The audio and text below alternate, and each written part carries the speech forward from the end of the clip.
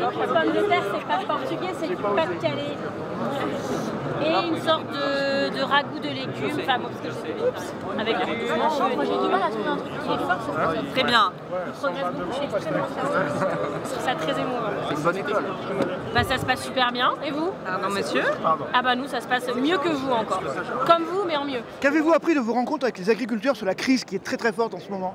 Bah on n'est pas venu là en découvrant cette crise et en découvrant ce métier, ça fait... Vous avez pu avoir des informations non, mais particulières. ça fait des mois et des mois qu'on fait le tour des exploitations, Marie, Benoît Biteau, moi, Marie Pochon, Daniel Salmon, on est beaucoup mobilisés auprès de la profession avant que la colère n'explose, parce que la colère était quand même là depuis longtemps.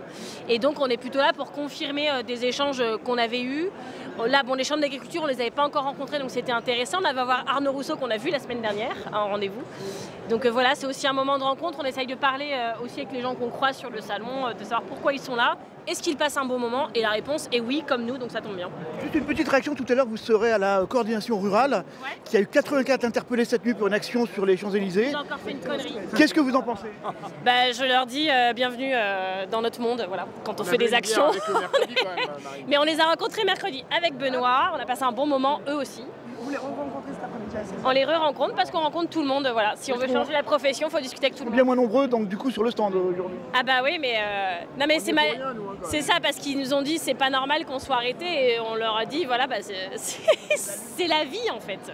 Mais qu'est-ce qu'ils ont fait aux Champs-Élysées alors? Ils ont ramené des tracteurs à l'Arc de Triomphe, ce qui a été très mal vu par le gouvernement. J'espère qu'ils n'ont pas étranglé un sanglier comme la fois dernière. Vous fâchez avec eux avant la rencontre en fait. Non mais ils n'ont pas étranglé éventuellement. Non, il n'y avait pas d'animaux, il y avait des bottes de paille et des tracteurs. Mais ils vivent une répression du mouvement syndical et social que la CGT, que la CFDT, que les écologistes vivent depuis très longtemps. Ça veut dire quoi? C'est-à-dire qu'il vaut mieux un agriculteur être FNSEA que coordination rurale? Je vous dis qu'ils sont en train de vivre une répression on en a parlé aussi avec la FNSEA d'ailleurs. C'est qu'aujourd'hui, militer devient une prise de risque, y compris juridique. Voilà, donc il y a une dose qui est un peu compliquée. Merci beaucoup. L'écrasite mettait un petit peu vers la FNSEA. Bien Marie. Bonjour. Non, c'est bon, c'est En fait, merci les attaques. Vous voulez nous en parler 2 minutes? On a donc Marie Toussaint qui est tête de liste avec Benoît Biteau qui est député européen. Alors nous, là je me suis arrêtée de manière arbitraire, donc je peux ne pas redémarrer tout de suite, mais de là à revenir plus tard, je sais que j'y arriverai pas. Alors on s'arrête là-bas, c'est pas bien. Parce que votre stand n'est pas là. Non, pas du tout, on a un rendez-vous là juste à côté. C'est vraiment important, la place en fait des salariés et notamment des organisations. Vous représentez du coup les... CFDT Agri-Agro. Mais du coup c'est Moi je suis secrétaire général. Je suis secrétaire général de la Fédération agroalimentaire. La Fédération agroalimentaire, c'est 3 secteurs d'activité. C'est les salariés de la production agricole, tous les salariés dans les fermes, dans les exploitations agricoles, les salariés de la transformation agroalimentaire. Ça doit être c'est des salariés isolés, effectivement, donc c'est dur de les capter, mais par contre, on sait qu'il y a des conditions de travail qui ne sont pas toujours évidentes et on travaille beaucoup justement pour améliorer leur quotidien. On représente également tous les salariés de la transformation agroalimentaire, donc voilà, dans les usines, que ce soit dans le lait, justement dans la conserve, les abattoirs, effectivement, et puis les salariés des services à l'agriculture. Tout ce qui dépend du régime de la MSA, les chambres d'agriculture, en fait, Crédit Agricole. Et les coopératives, j'imagine. C'est vous qui avez rencontré Mounir Satouri il y a quelques Exactement, jours. tout à fait. On l'a rencontré, on a eu un gros débat justement pour porter en fait notre vision en fait du projet européen avec une image plutôt positive en fait, parce que l'Europe c'est pas le problème, l'Europe fait partie de la solution et on doit être en capacité en fait de travailler collectivement pour apporter ces solutions. Mais du coup je vais vous laisser ma carte. Avec grand plaisir. Les salons c'est pas la même, mais non, mais vous avez on se recontacte. Qui je peux transmettre à qui vous voulez. Marie Pochon qui suit à l'Assemblée. Sur la question des forêts. Je travaille également sur la question des salariés. Il y a Daniel Salmon qui est là aussi qui travaille au Sénat. On a fait un beau salon avec énormément de journées thématiques. On a effectivement fait une journée forêt, on a fait une journée Europe, on a fait une journée place de la femme en agriculture, on a fait une journée thématique aussi sur transition climatique et conditions de travail. Donc voilà, tous ces sujets-là. Que des sujets qui... Vous faites tout bien. On est en plein dedans. Vous avez des comptes rendus et c'est vraiment important. Et on aimerait aussi que vous puissiez aussi dire comme message en fait, que les organisations syndicales de salariés font partie des acteurs majeurs en fait, au sein de la filière agricole et qu'on doit être invité au même titre que les autres à des grands rendez-vous, à des grands débats, etc. C'est plus du double que le nombre d'exploitants agricoles aujourd'hui, les salariés agricoles. C'est énorme. Ça, vous savez, on pousse beaucoup, parce que le risque, c'est que ce soit resserré sur la parce que les normes environnementales, c'est aussi les normes sociales derrière. Elle a ajouté social tout à l'heure. Social, c'est vraiment important. On a signé la charte entre Interbev et FNH sur les clauses miroirs. Marie a ajouté à la main sociale. Mais il y a plein de points sur lesquels on est en accord avec les revendications des agriculteurs et au contraire, il faut bosser tous collectivement justement pour améliorer. Pas de renoncement, pas de repli sur soi. C'est pas notre genre ça. Les renoncements, c'est pas trop notre genre. Merci beaucoup. Merci à vous. C'était super de vous croiser par là. C'est le destin. On a un stand ici, on est toujours très ouvert en fait à vous recevoir, on a plein d'idées à partager, mais encore une fois, on a tendance à oublier en fait le monde agricole et les salariés. C'est pas grave, on aime bien quand il y a à manger. Et en fait, ce qu'il faut retenir, c'est surtout que sans les salariés, il n'y a plus d'agriculture non plus. Donc voilà, on a une grosse place à prendre, on essaie de porter, on fait énormément de travail. On a un combat à porter pour que ça ne devienne pas le modèle de l'Andalousie avec voilà, les ouvriers agricoles exploités qui viennent. Oui, on n'en est pas là parce qu'il y a quand même beaucoup d'engagements. Même en Europe. C'est contre ce modèle-là qu'on veut aller. On veut aller vers un vrai modèle qui... On travaille quand même beaucoup, il y a des choses quand même. Mais il vous parle en tant que député européen. Je vous dis, c'est le même combat. Il vous parle en tant que député européen du coup de ce qu'ils ne veulent pas que l'Europe devienne. Il y a un vrai engagement à avoir, notamment sur la valorisation des parcours, la montée en compétences et la reconnaissance des compétences de tous ces salariés. Je disais ça pour aller dans le même sens que vous. On est d'accord. Non mais je ne voudrais pas laisser dire aussi qu'il n'y a rien de fait parce que voilà, il y a un engagement au quotidien aussi de tout le monde et il faut prendre en considération aussi tous les salariés qui sont engagés dans les entreprises ont besoin de cette reconnaissance au quotidien à leur engagement. Non, mais voilà. Et bien, nous y allons. Et on vous dit à très vite. Au revoir. Merci beaucoup. Je vous laisse également mes coordonnées. Vous avez vu avec un petit enfant sur le... Oui, voilà, tout à fait. Ah ben, on s'est vu mercredi. Attendez, c'est ça, aujourd'hui, c'est... Vous m'avez vu dans tous mes états. La polyvalence. Donc là, c'est mon autre famille, les écologistes. Bonjour. Avec notre tête de liste européenne et puis avec plein de parlementaires. Super bon. Ah, vous nous avez fait des crêpes? Pas du tout. Non. Ouais, ça sent un peu l'oignon aussi. Cuisine avec des... Là, on est en train de faire des pommes caramélisées. Rendez-vous quand on sortira, ce sera fin prêt. Parfait. C'est ça. Bon, on a fait le... Si on le met pour court, enlever le pomme de la bouche de qui? C'est pour alors pas non, gardez pour l'ordre de Malte. Parce que tout ce qu'on fait toute la semaine, on cuisine avec nos associations, les bénévoles de nos associations. D'accord. À partir des dons des agriculteurs. Et ensuite on redistribue. Alors on distribue l'intégralité. On fait voir comme ça la chaîne du... On a fait le petit tweet hier, vous avez vu avec les 30%. Merci François qui a bien par la chaîne de la fourche à la fourchette. Ouais, exactement. Voilà. Bon bah c'est parfait. Moi j'ai déjà ramené du coup. Et oui. C'est toutes les actions menées par les banques alimentaires sur le terrain, à la fois sur la transformation de la nage solidaire, les jardins, des campagnes solidaires, les fermes pédagogiques qu'on met en place aussi notamment dans la Drôme pour accueillir à la fois des écoles. Dans la Drôme. On a la députée de la Drôme avec nous. Très beau jardin. On a un très beau jardin avec la banque alimentaire. T'es dans ta circo ou pas? Une maraîchère qui à la fois accueille des enfants et le fruit en fait, du jardin va à la banque alimentaire. Bon bah bravo pour tout ce que vous faites en tout cas. C'est beau métier. Merci beaucoup. Bah, avec plaisir.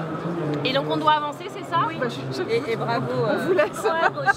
C'est bien, vous captez tous ceux qui passent, paf, paf. Non mais c'est super d'avoir... Merci. Mais non, mais on voit bien, il y a eu un truc de Macron qui voulait tout réarmer, là, les services publics, la natalité, tout. Et à la fin, c'est l'écologie qui se prend la balle. Donc ça doit être assez humiliant d'être ministre de l'Environnement dans ce gouvernement-là, c'est tout. Est-ce que vous pensez que l'écologie est la grande perdante de cette crise agricole? Mais je pense que ça semble évident à tout le monde et surtout, c'est même pas ce que les agriculteurs demandaient. Ils veulent plus de revenus. Et on leur offre en victime expiatoire l'écologie. Pourquoi faire? C'est même la santé des agriculteurs qui est victime de ces mesures-là. Et dans tous les agriculteurs qu'on a rencontrés, depuis des mois, on a fait le tour des fermes avec Marie, avec Benoît Biteau, personne ne nous a dit que c'était pas un problème qu'il y ait 60% de moins d'eau des champs en 40 ans en Europe. Personne ne nous a dit que c'était pas un problème qu'il n'y ait plus d'eau. Personne ne nous a dit que les pesticides n'étaient pas un problème. Personne. Cette profession, elle a évolué beaucoup plus vite que les politiciens en fait. Et donc nous disons la même chose que les agriculteurs. Il faut trouver des alternatives, il faut les accompagner, il faut les aider. Et ce gouvernement là comme ils ne savent pas leur proposer plus de revenus, leur proposent du moins 10 ans écologique, mais qui n'aidera personne et qui les mettra en première ligne au niveau des soucis sanitaires. On veut, nous, la santé globale, une bonne santé de la profession paysanne, une bonne santé des animaux, une bonne santé de notre alimentation et donc des Françaises et des Français. Et là, aujourd'hui, on perd sur tous les tableaux. Ça va pas. Un mot pour qualifier Christophe Béchu. Bon courage. À tout le monde.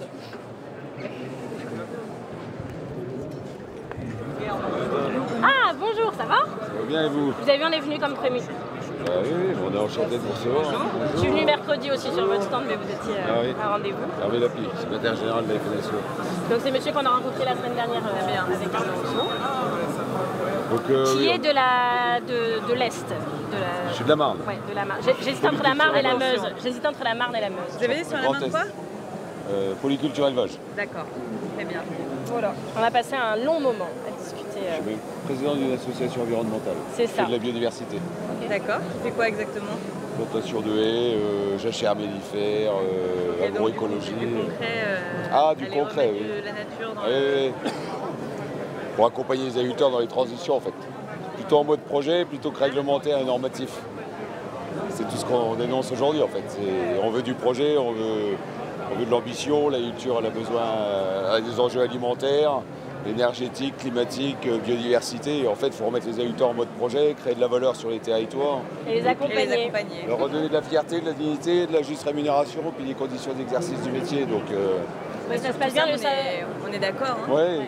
Souvent on dit que les agriculteurs ce sont des vrais des écologistes. Alors il m'a dit ça, j'ai dit maintenant c'est les chasseurs, on ne sait plus qui croire. Non. Il y a plus à faire avec les agriculteurs. Je vais vous ressortir toutes mes blagues de la semaine dernière. Ça se passe bien le salon pour vous, du coup ça va être assez intense là. Quand on arrive le vendredi, vous devez être un peu fatigué, mais ça fait 3 mois qu'on est sur le grille. Donc voilà, ça c'est. Non, on a un gros soutien, un soutien énorme du réseau. On a un monde fou qui vient nous voir. Ouais. On a énormément de soutien sur le changement de logiciel en agriculture. Tous nos adhérents attendent en fait des actes concrets sur les exploitations agricoles pour qu'on puisse vraiment dans cette stratégie de changement de logiciel et qu'on puisse produire en France, assurer notre souveraineté alimentaire, tout en conciliant les enjeux agriculteurs et environnementaux. Et du coup, pour l'instant, entre nous, même si c'est difficile de dire qu'on est entre nous, mais vous en pensez quoi de ce que vous a donné le gouvernement jusqu'à maintenant? De toute façon, dans le changement de logiciel, ça prend du temps, donc on a des mesures qui avancent. Aujourd'hui, concrètement, on attend une avancée forte sur la loi d'orientation agricole qui va être débattue à l'Assemblée nationale au Sénat.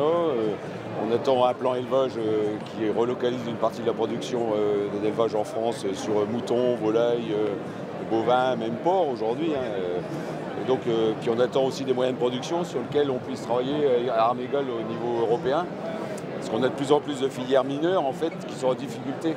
Aujourd'hui, on a le chicorée, on a l'endive dans le nord de la France, on a les plantes à parfum, on a la betterave chez nous, où on a interdit les néos en France et c'est autorisé avec nos voisins allemands. Donc il y a un moment donné, c'est comment est-ce qu'on a une Europe. À un moment donné, il faut que l'Allemagne interdise les néonicotinoïdes. Ça, c'est votre point de vue.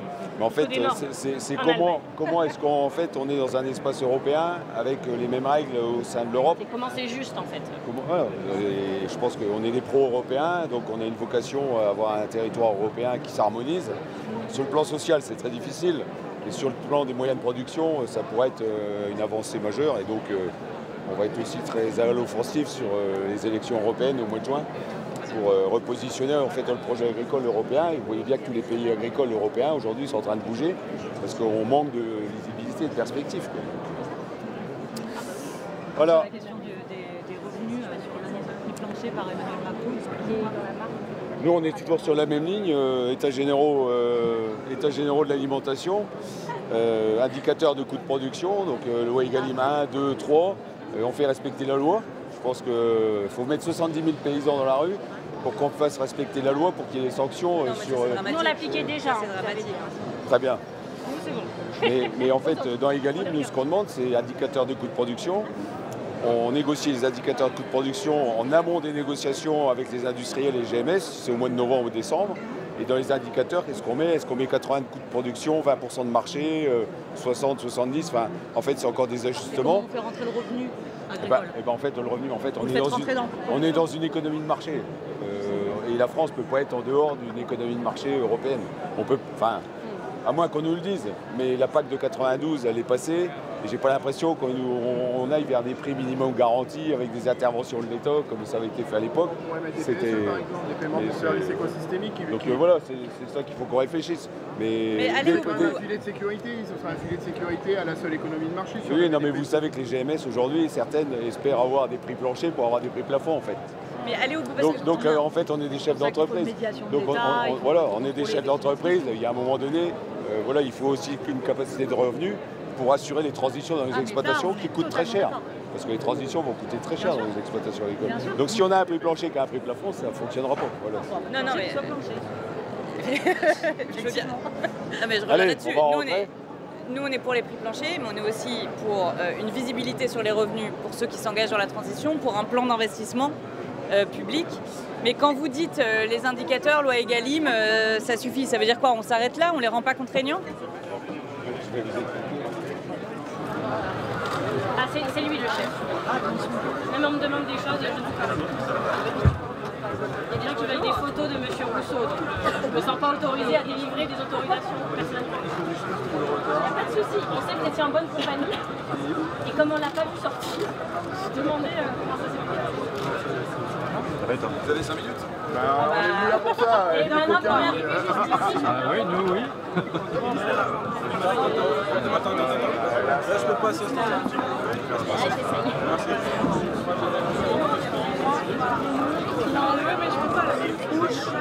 Top. Il nous a dit ok pour Les perches, Marine, est-ce qu'on peut, s'il vous plaît, avoir un regard de tous par ici?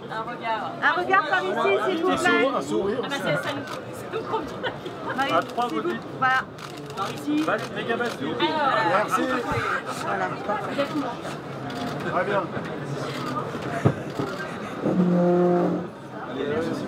Merci à tous. Et ben au revoir. Ah pardon, excuse-moi. On a repris les sujets, donc on a parlé des sujets composants, les sujets eau, les sujets phyto. Vous êtes satisfait du contact avec la FNSEA? C'est important de se parler. Voilà, et donc il y a déjà eu des discussions qui se sont tenues. On se voit en dehors du salon quand même. On se voit en dehors du salon. Oui, j'imagine. Voilà. Mais c'était important de se voir, surtout qu'il quittait juste le ministre de l'écologie, qui a annoncé de nouvelles aides pour la bio, donc on a eu une discussion à ce sujet. Voilà. Après, en un quart d'heure, 20 minutes, on ne peut pas tout aborder, donc Il y a malgré tout toujours des points de blocage importants, vous arrivez à certaines convergences? On n'est pas d'accord sur tout, c'est une évidence, donc il faut prendre le temps de creuser les sujets, mais vous voyez, on arrive à se parler. Merci. Notre Quentin qui a eu. Voilà, le mois dernière. Bon, bienvenue. On est tous un peu moins jeunes que l'année dernière. Oui, bon, c'est tout. Mais toujours aussi Toujours JA. Et toujours JA. toujours JA, malgré les cheveux blancs, toujours JA. Combien de temps là devant vous pour les JA? 2, pardon. Vous avez le droit d'être JA encore combien d'années? C'est 37 ans, moi il me reste encore 5 ans. Non, 4 ans. 4 ans, j'ai 33. 37 ans, mais moi j'ai 37 ans pile, donc je suis vieille l'année prochaine, c'est fou. 37 ans pile. Eh ben, si vous voulez adhérer à JA... Il y a un truc, le comité de soutien. On a le droit d'adhérer même quand on n'est pas agriculteur? Bien sûr. Chez JA, on est très... attendez, moi j'arrive. Après, on n'a pas le droit d'être...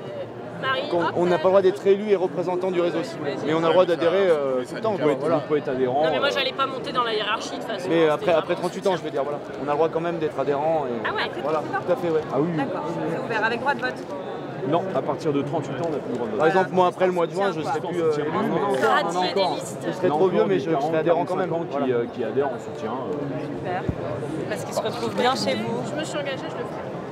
Très bien. Comment ça se passe? Ça, c'est pas trop cher. Comment ça se passe? Non, c'est pas très cher. Comment ça se passe? On va dire qu'un mois de janvier, février, un peu agité. Ouais. Agité sur tous les sujets. En fait, c'est parti d'une question malheureusement de revenus, de perte de revenus sur les exploitations, d'un mal-être agricole, d'un mal-être vis-à-vis d'une forme d'agribashing, une forme de perte de revenus, guerre en Ukraine qui a ramené un peu de valeur. Et puis derrière, les charges qui ont suivi. Puis on a eu un effet ciseau très fort qui est arrivé, où aujourd'hui, on a des prix qui sont à la baisse, avec des charges à la hausse. Donc on paye un petit peu les pots cassés. Là où on a réussi à trouver du revenu en 2022, en fait, voilà, moi j'ai fait un plus en 2022, là je fais un moins sur 2023. Donc aujourd'hui, le revenu vient, en fait, ce que j'ai réussi à ramener, heureusement je ne l'ai pas dépensé, couvre malheureusement ma charge. Ouais, c'est ça, quand les prix ont monté, est-ce que vous êtes attendu à ce que ce soit durable? C'était sûr que c'était pas durable. C'est pour ça que moi, personnellement, dans ma logique de construction d'exploitation, j'ai dit je vais pas le dépenser parce qu'attention, on va avoir le coup près. C'était logique. Vous avez conseillé de faire ça aussi, vous étiez bien conseillé.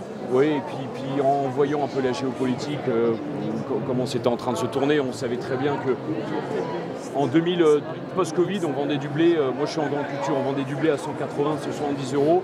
On était faible, parce que c'est un prix du blé qu'on a depuis très longtemps. Quand il est monté à 350, 400 €, c'était trop élevé. Donc il fallait retrouver un rythme, un prix, on va dire, équitable, équilibré. Croisière qui est à 220, 230 € sur le prix du blé.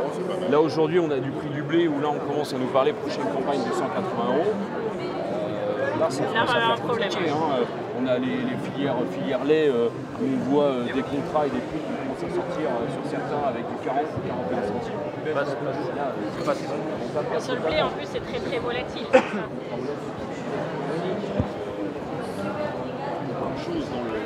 Il n'y a pas de coût. Un aléa climatique, on l'avait vu en 2016. Aléa climatique, on avait perdu 40% des rendements sur la ferme Beauce Nord.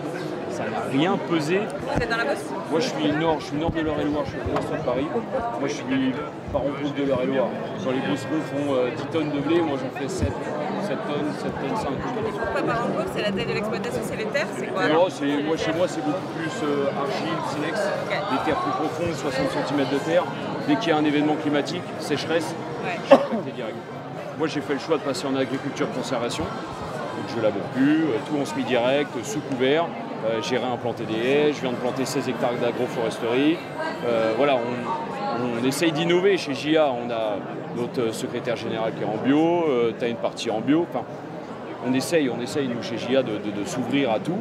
Sauf qu'aujourd'hui, on n'arrive pas à trouver les moyens de sécuriser les revenus. Le modèle, peut-être. L'année dernière, c'était les installations. On avait beaucoup parlé de ça.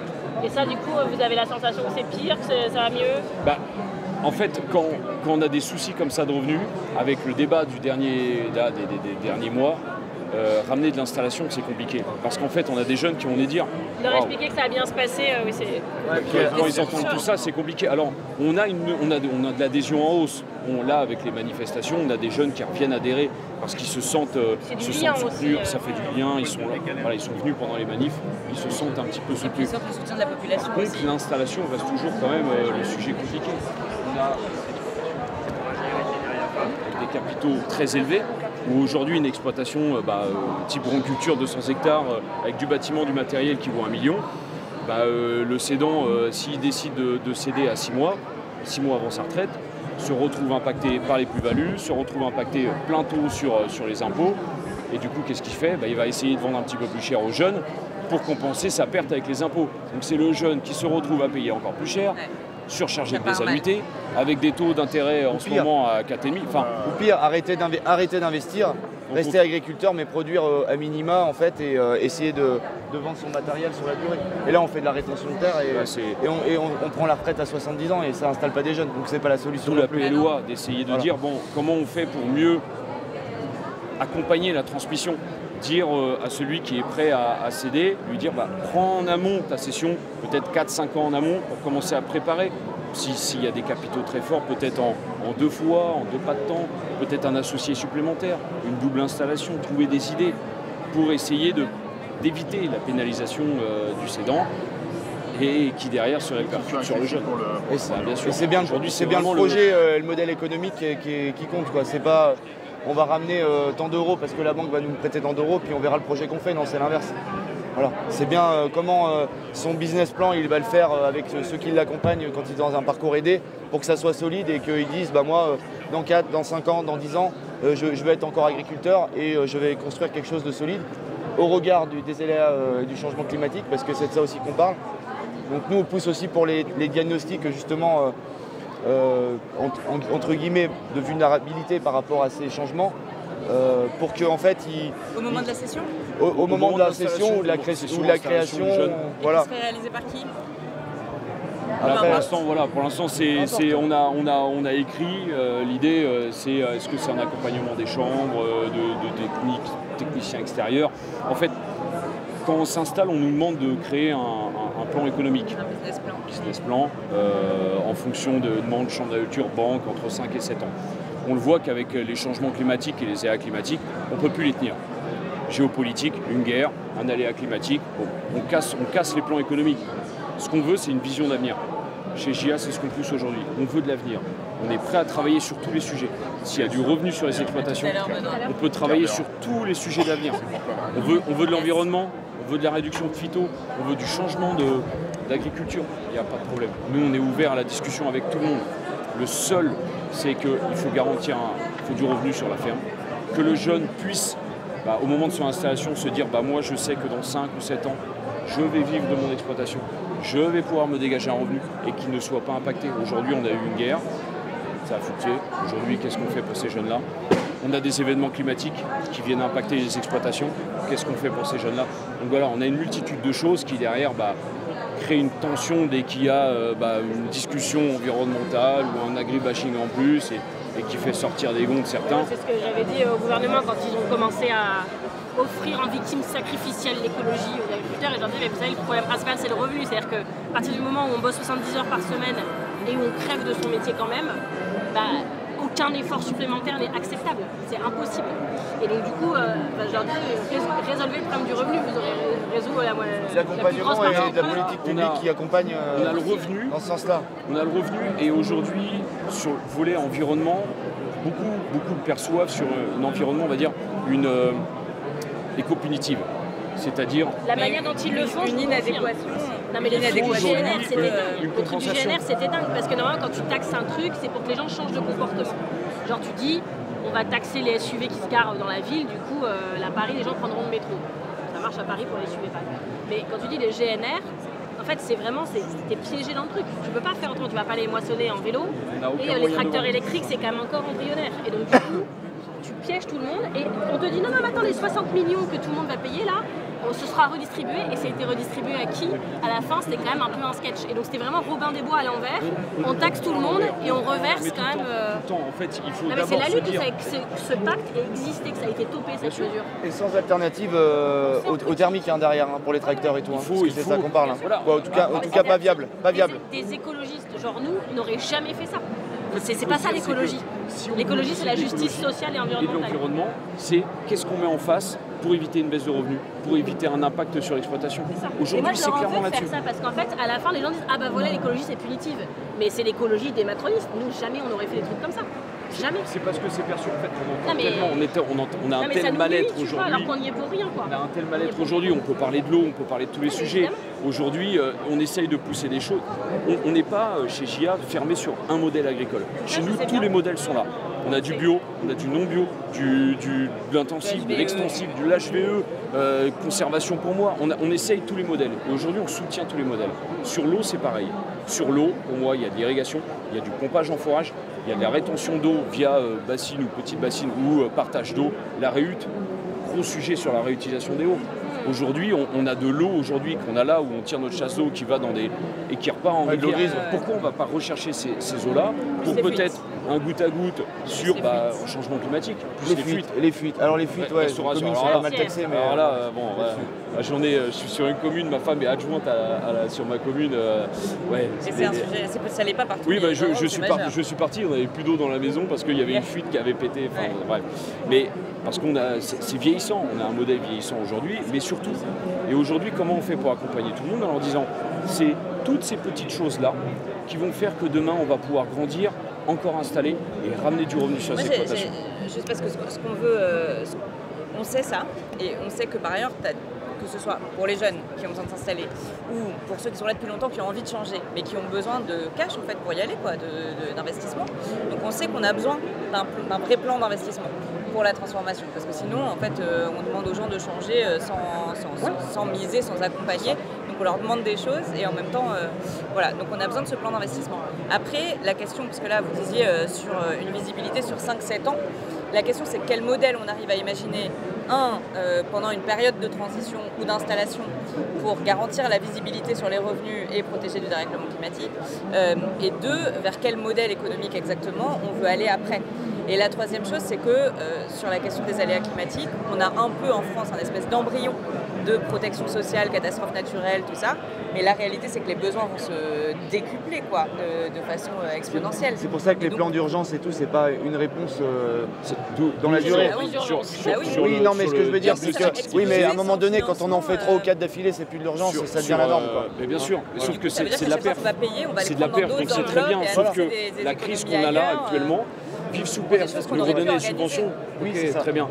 Qu'est-ce qu'on fait l'année prochaine? Je pense que vous avez un âge où vous êtes beaucoup plus conscient de ça. C'est sûr que quelqu'un qui est proche de la retraite, qui a encore 1 ou 2 ans, il dit bah allez, on prend et puis bien sûr, mais accompagnez-nous jusqu'à la retraite. Vous projetez dans ce métier encore en 2050. C'est ça qui fait que vous vous posez les questions autrement. Aujourd'hui, installer un jeune sur telle filière ou sur telle production, bah, malheureusement, on sait qu'entre les changements climatiques et les aléas et tout ce qui s'ensuit autour, qu'est-ce qu'on fait sur ces jeunes-là? D'où le diagnostic. Tout à l'heure, sur le diagnostic que je n'ai pas fini, c'est on a le PE, le plan économique. Il faudrait qu'au moment de l'installation du jeune, on puisse lui dire, voilà, tu t'es installé dans telle région, sur telle production.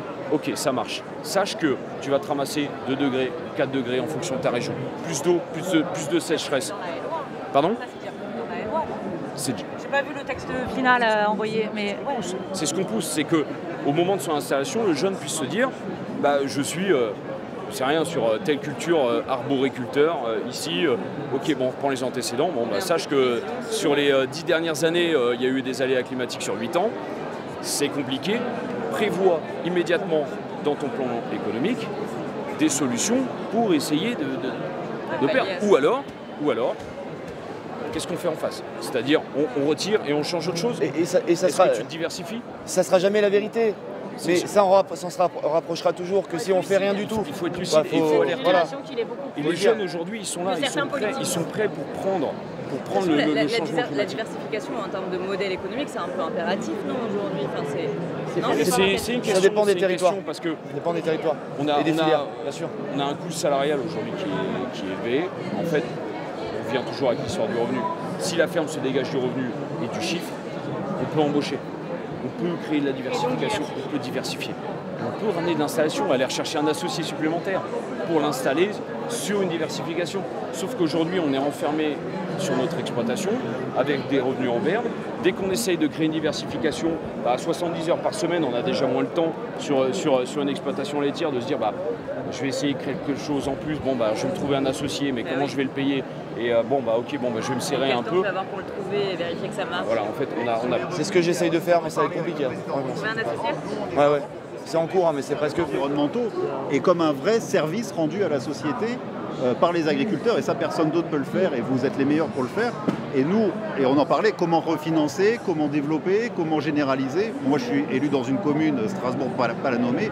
On a mis le paquet là-dessus parce qu'on a un enjeu d'eau sur tout le territoire.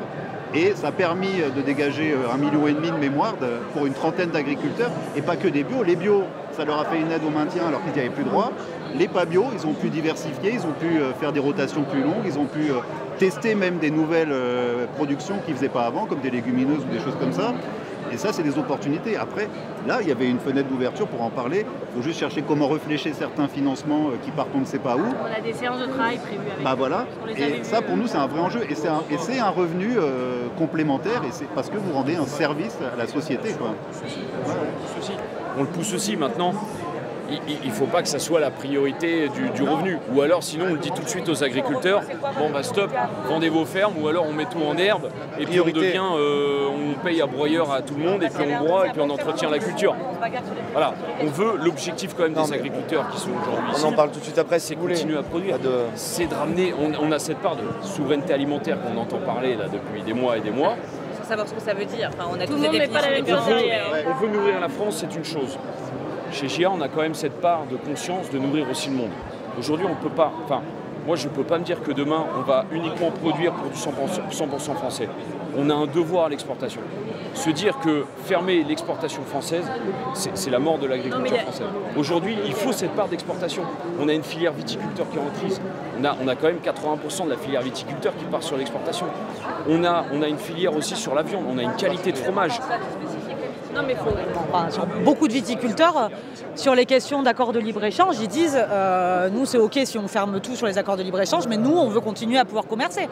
Mais du coup on peut faire des exceptions sur certaines filières. On peut commercer sans accord de libre-échange par ailleurs. On a une France qui est reconnue sur son terroir, sur sa gastronomie. Et aujourd'hui on a réussi à la vendre sur les 20-30 dernières années. Malheureusement on a poussé. Au niveau sur la filière viti, en termes de volume, on consomme moins le vin. Aujourd'hui, on est plus orienté sur de la bière et autres. Mais c'est d'où la PLOA. Sur la PLOA, on a de l'installation, de la transmission, on a de l'orientation et de la formation. Aujourd'hui, il faut ramener dans les écoles qu'est-ce qu'est l'agriculture et qu'est-ce que manger. On a un sujet de santé. Sujet de santé, il est intégré sur le bien manger. Aller chercher des tomates au mois de décembre à Noël, stop. Aller chercher des viandes importées qui ne respectent pas les critères, on veut des origines, on veut une traçabilité. C'est ce que j'en discutais tout à l'heure avec vos confrères écologistes c'était hier à... Oui, Guillaume Gontard et les sénateurs en fait, ils étaient 3. Ouais. Demain, si on veut une Europe, nous on pousse pour une Europe, mais une meilleure Europe. En fait, c'est-à-dire on veut une Europe. Moi demain, ça ne me dérangerait pas dans mon assiette d'avoir de la Pologne, d'avoir de l'Italie, d'avoir de l'Allemagne. Si en fait on est tous alignés, que je sais que je vais manger la même qualité, si c'est fait en Pologne ou si c'est fait en France. Voilà, harmonisons. On veut une Europe. On veut ou on la veut pas l'Europe? Nous on la veut, nous on la pousse. Et ben on y va. On y va une bonne fois pour toutes. On a tous les enjeux sociaux qui sont dedans et c'est un sujet. Et sur les marchés publics et tout, pour l'alimentation aussi, dans les communes, etc. C'est les produits de qualité, les terroirs justement, qu'on doit pouvoir continuer à exporter. En réalité, si tant est qu'il y en a suffisamment en interne. Enfin, voilà. Et le deuxième sujet, c'est que de toute manière, nous on ne veut pas être à côté de la réalité du monde, quoi, mais de toute manière il y a des régions du monde où ce sera plus facile de produire demain qu'aujourd'hui, et c'est déjà le cas aujourd'hui. Et donc on ne peut pas considérer que tout doit être... Enfin, l'autosuffisance est un rêve... La France ne doit pas s'enfermer, on ne peut pas s'enfermer. C'est un rêve et un dogme, tout comme l'est le libre-échange en réalité, parce que ce qu'il faut qu'on arrive à regarder, c'est comment est-ce qu'on produit suffisamment pour répondre aux besoins, en fait. C'est juste avec la matérialité du monde. Donc, nous, on va jamais dire l'exportation pour l'exportation, c'est le modèle qu'on défend. Nous, on dira jamais ça. Parce que la Nouvelle-Zélande, c'est de l'autre côté de la planète, parce que rien que le transport, en fait, quand ça ne sert à rien, ça ne sert à rien de dépenser tout ce CO2 et de sortir toutes ces pollutions. Après, il y en a qui vont vous dire autre chose. Ils vont vous dire, nous, on dit un peu pareil que vous. Oui, la Nouvelle-Zélande, c'est loin et tout. Mais après, il y en a qui vont vous dire, oui, mais c'est l'occasion de s'implanter géopolitiquement aussi dans ces coins-là pour contrer la Chine, et en plus de ça avec des mesures miroirs, etc. Je vois très bien. Après, sincèrement sur le poulet brésilien, même ukrainien, ce que vous voulez, le maïs brésilien, on sait très bien comment il est produit, combien il coûte. Il va venir taper dans la gueule aux producteurs français, ça va être une catastrophe. Et juste pour répondre à la question sur les prix planchers qu'elle m'a posée juste avant. En fait, la question, c'est le modèle. Voilà, donc on en parle depuis le début du salon, donc voilà, on va être assez à l'aise là-dessus. En fait, le prix plancher, pour nous, c'est la sémantique n'est pas bonne. La finalité dès le départ, c'est le revenu des agriculteurs, mais en fait, le prix plancher, c'est pas ça. Faut pas que ça devienne un prix plafond. Nous, ce qu'on dit, c'est qu'on a des interprofessions, qu'on a des indicateurs de coût de production et des indicateurs de prix de revient, et qu'on doit travailler pour renforcer tout ça et la mettre, en fait, pour renforcer les 3 égalimes successives. Et qu'on intègre vraiment ces indicateurs des interprofessions. C'est pas, enfin, on appelle ça comme on veut. J'entends que le prix plancher il puisse être. On reste très méfiant sur le système de prix plancher parce que aujourd'hui, je vais prendre le lait. On va dire bon, allez, on utilise vraiment ce système de prix plancher interdit de vendre en dessous. Donc on va au plus bas du bas du bas, 42 centimes. Voilà, les éleveurs vont tous se lever en disant 42 centimes, on perd de l'argent. Oui, mais c'est en dessous. Sachez qu'en dessous, vous n'irez pas plus loin. Vous serez dans la merde, mais pas plus loin. Ok, donc ça sert à rien, mais ça sert à rien. Personne n'accepte d'acheter au-dessus de 42 centimes. Ah mais non, c'est plutôt ce qui pourrait se passer, c'est qu'on râle de trop et qu'on dise bon, ce qu'on va faire, on va le mettre à 52 centimes. Ah, 52 centimes, là c'est bien. En dessous, c'est super. À 52 centimes, on arrive à sortir le SMIC. Tout qui vient de l'extérieur et hop. Que derrière, tout le monde va s'aligner à 52 centimes et c'est terminé, ça sera le prix pour les 5 prochaines années. Vous avez peur d'un alignement vers le bas, en fait, alors que ce qu'on veut faire, c'est un alignement vers le haut. C'est un peu ce que j'en disais sur le SMIC aussi, tu vois. Alors qu'il y a plein de salaires. Monsieur Béchu. Mais oui, parce que derrière... Mais en même temps, ça a été une réalité pour le SMIC. Mais c'est là où de toute parce que derrière, il faut créer une valeur. Il faut créer une valeur. C'est de la valeur, mais là encore, c'est les règles du jeu et les règles du jeu de la négociation collective. Et donc, comment on vous renforce aussi dans la négociation. Le rapport de prix, force. Et comment est-ce que ce prix plancher, il reste un prix plancher et que vous ayez la capacité de négocier au-dessus. C'est ce qu'il y a, c'est qu'on peut. En fait, il faut faire faut travailler en même temps sur les deux sujets. Aujourd'hui, aller dire qu'un agriculteur, on va aller chercher sur un SMIC, moi je peux plus l'entendre. Aujourd'hui, agriculteur, si on veut inviter du jeune à venir sur les exploitations, il faut qu'on parle de 2 SMIC. On arrête et la bataille est terminée. Ça peut paraître. Mais aujourd'hui, si on veut attirer du monde en agriculture, parlons indicateur de prix, plus de SMIC. Et là, bien sûr. Voilà, 2 SMIC, voilà. Si ça fait quand même 1 an et demi qu'on dit le consommateur moyen, la classe moyenne aujourd'hui est en perte de pouvoir d'achat. Bon poussons à la hausse. L'objectif c'est d'amener. Allez, on y va. Aujourd'hui, il faut inciter. Et si derrière, il y a un minimum où on est capable de dire aux interpros, je connais mon prix indicateur, je connais mes 2 SMIC, ils sont là, je vends minimum à temps. C'est simple, c'est tout bête. C'est les EGA. Maintenant, il y a de la dérive dans tous les sens. Il y a de l'écriture de loi qui se complète. Aujourd'hui, tout le monde est capable d'aller utiliser la petite ligne pour aller dévier. Bon, il faut écrire tout ça, on met bien strict. Et aujourd'hui, il y a une loi, on l'applique. La LME... Ce qui a été annoncé sur renégociation des Galim, machin truc. Non, mais comment vous voyez ça, vous ? Il y a du contrôle en plus. Il y a eu du contrôle qui ont plutôt bien fonctionné parce qu'il y a 4 quand même qui sont assignés à aller payer des amendes. Sur les origines, sur 1000 contrôles d'origine, 370, 37%. 37% ne respectent pas les origines. Détourne. Aujourd'hui, quand on achète une barquette, que je ne veux pas citer la marque, avec un drapeau bleu, blanc, rouge, et qu'on retourne ou qu'on marque devant avec une origine inconnue, UE ou Ukraine, parce que vous savez ce qu'ils nous disent quand on leur dit ça ? C'est pas possible. Ils nous disent oui, mais consommateur. Parce qu'on met 2% de la matière. Pour moi, il y en a un dans le milieu qui... Et ils peuvent mettre du coup... Et si on met 2% de la matière, on est obligé de mettre origine UE. Mais par contre, le reste de la matière est française, sur le beurre par exemple. Donc, il leur manque un petit peu de matière grasse. Et ils vont chercher la matière grasse en Belgique, en Hollande, etc. Et Galim, déjà, il faudra demander aux collectivités de respecter. Voilà, c'est ça. C'est ce que j'arrive. Aujourd'hui, 50% des repas sur les collectivités restauration. Aujourd'hui, il faut respecter les critères qui sont définis. 3,4 milliards de repas par an, et nous, c'est vrai que dans les collectivités écolo, pour le coup, on n'est même pas partout en avance. Tu sais, moi, j'ai regardé quand la loi brille encore un petit peu. Moi, je vois que ce que je vois, et c'est faut pouvoir débrider pour dire... Non, mais nous, on est au-dessus, dans les villes écolo. On est bien au-dessus des Galim. Jusqu'au moment où il y en a qui vont vous rattraper en disant attention... Donner des bonnes initiatives pour ceux qui n'y arrivent pas. Parce que finalement, des fois, à budget constant, on y arrive aussi. De quelle provenance ? Ah bah c'est circuit court et bio. Le seul truc où c'est dur, tu vois, la Poitiers, elle me dit sur la viande, c'est vraiment dur. Et du coup, nous, c'est pour ça, il y avait un mec de chez Salaire tout à l'heure qui disait il était contre les repas végétariens. Mais je disais, ce que vous ne comprenez pas, c'est quand on fait un repas végétarien par semaine, ça veut dire que sur les autres repas, en termes de prix, tu vois, on peut acheter de la viande de meilleure qualité. Parce qu'en fait, nous, ce qu'on veut, vu l'état des Français, on ne peut pas augmenter le prix de la cantine. Et donc, ce qu'on fait, c'est qu'on paye de la meilleure qualité. Et du coup, on essaye de ne pas augmenter le prix de la cantine. Donc la collectivité met un peu plus et on fait aussi, tu vois, en rééquilibrant les repas et ça marche vachement bien. On est sur les meilleurs projets. Et là, tu vois, même sur le repas végétarien, je pense qu'il a été mal amené. En fait, il aurait dû être amené en disant sur la semaine, c'est une semaine flexitarien. Moi, je mange pas de la viande tous les jours. Je suis pas végétarien, mais j'en mange. Et en fait, le fait de dire on amène végétarien, le fait d'amener en disant on va vous amener un repas végétarien, ça a été pris par toute la filière agricole comme une prison. En fait, il aurait dû être amené en disant c'est pas obligatoire qu'à chaque repas il y ait un morceau de viande.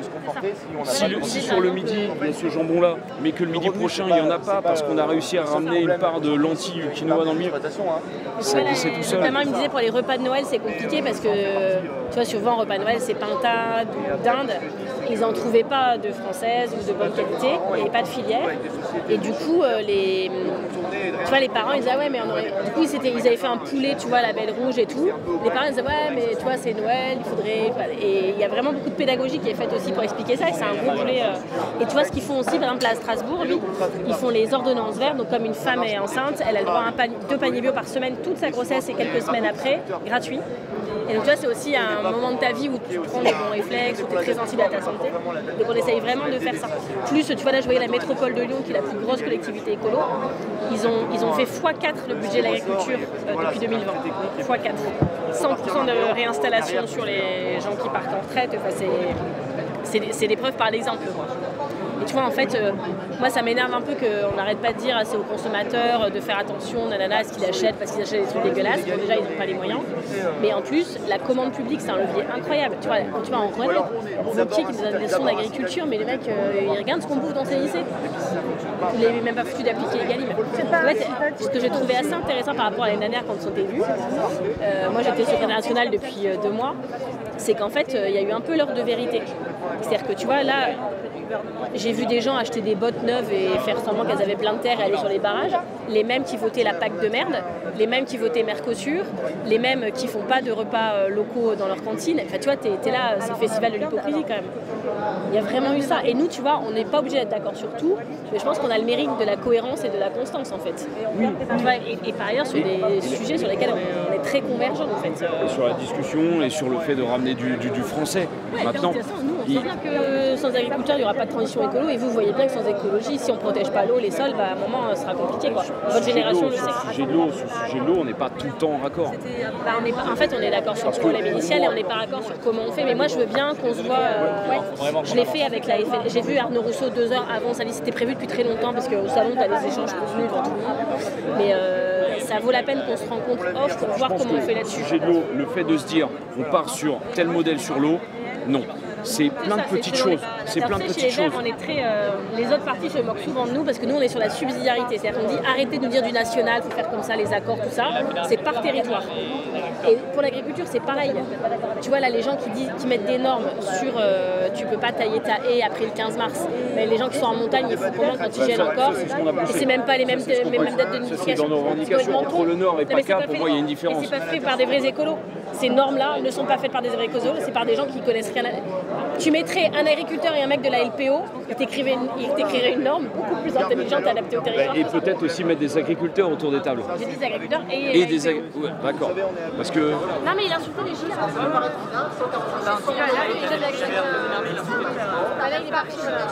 Vous étiez tous autour de nous, t'as pas vu?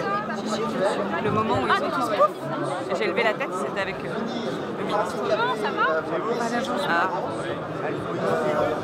C'est ça, à l'agence bio. Je les connais pas mal. Je suis pas venue pour rien. Pas une salade chez vous? Elles sont de quelle région? Des Hauts-de-France. Des Hauts-de-France. Mais de quel département? 51. 02. 59. Non, 59. Moi, j'aurais préféré 62. 59, 62, on est pas bon, je vous loin. laisse mes coordonnées, je vous enverrai la photo de la salade. Ah, exactement, c'est sympa ça. Je rentre à 1h ce soir. Ça marche. Vous mettrez ça sur Twitter. Un petit coup de maroilles de crème. Allez. Ah oui. Oh là là. Vous êtes sûr que vous voulez pas, voulez pas vous laisser tenter par les rillettes? Je suis sûre. J'ai jamais été aussi sûre d'un truc dans la vie. Parce que le mieux castor, c'est quand même. Il est où ce maroilles? De la tirage. Et il y avait du maroilles. Merci beaucoup. Bonne journée à vous. Bon, à bientôt.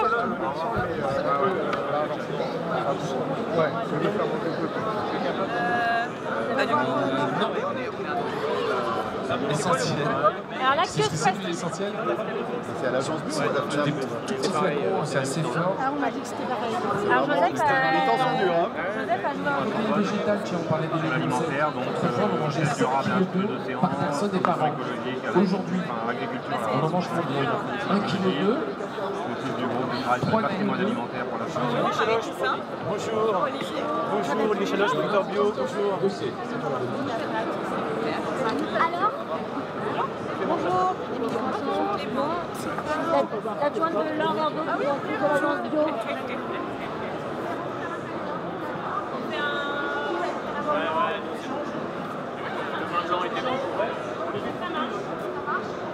Allez-y, je vous en prie, dans la...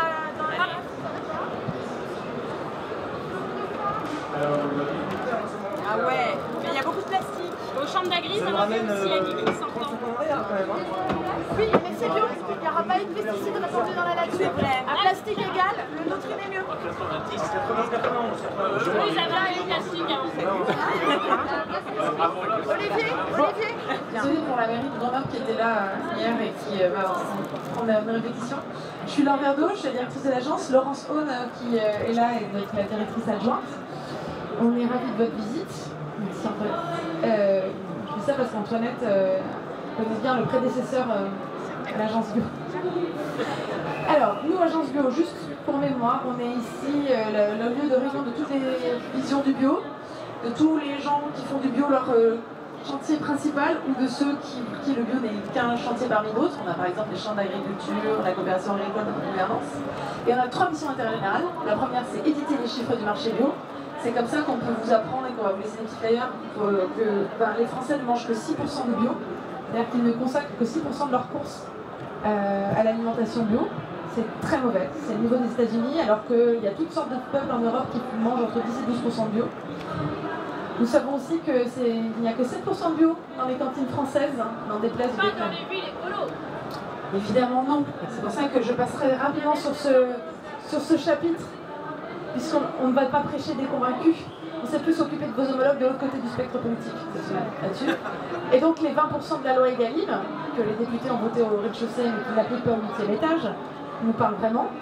Et chaque fois qu'on ne remplit pas la loi, en fait, on perd 1,5 milliard de chiffre d'affaires pour nos agriculteurs bio français. La troisième chose, c'est la restauration, le troisième débouché dans lequel on suit les chiffres. Les restaurants français, donc tous ces fameux chefs qui vous disent « Ah, sans agriculture, pas de gastronomie », et bien en fait, ils n'achètent qu'1% de denrées bio. Et donc ça, c'est pas possible. Alors, c'est pas de leur faute, il y a 0 mention du bio au CAP Cuisine. Mais on pense vraiment que pour préserver le patrimoine de nos 60 000 fermes bio, parce que c'est ça notre trésor national qu'on a patiemment constitué, il faut que tous se mobilisent. On ne peut pas tout faire peser sur les épaules des individus. Il faut aussi que ce soit structurellement des débouchés créés. La loi Egalim est déjà un super premier pas, mais surtout en restauration, là, tout reste à faire. Et donc on s'est lancé dans un programme d'évangélisation. La mission... voilà, c'est ça.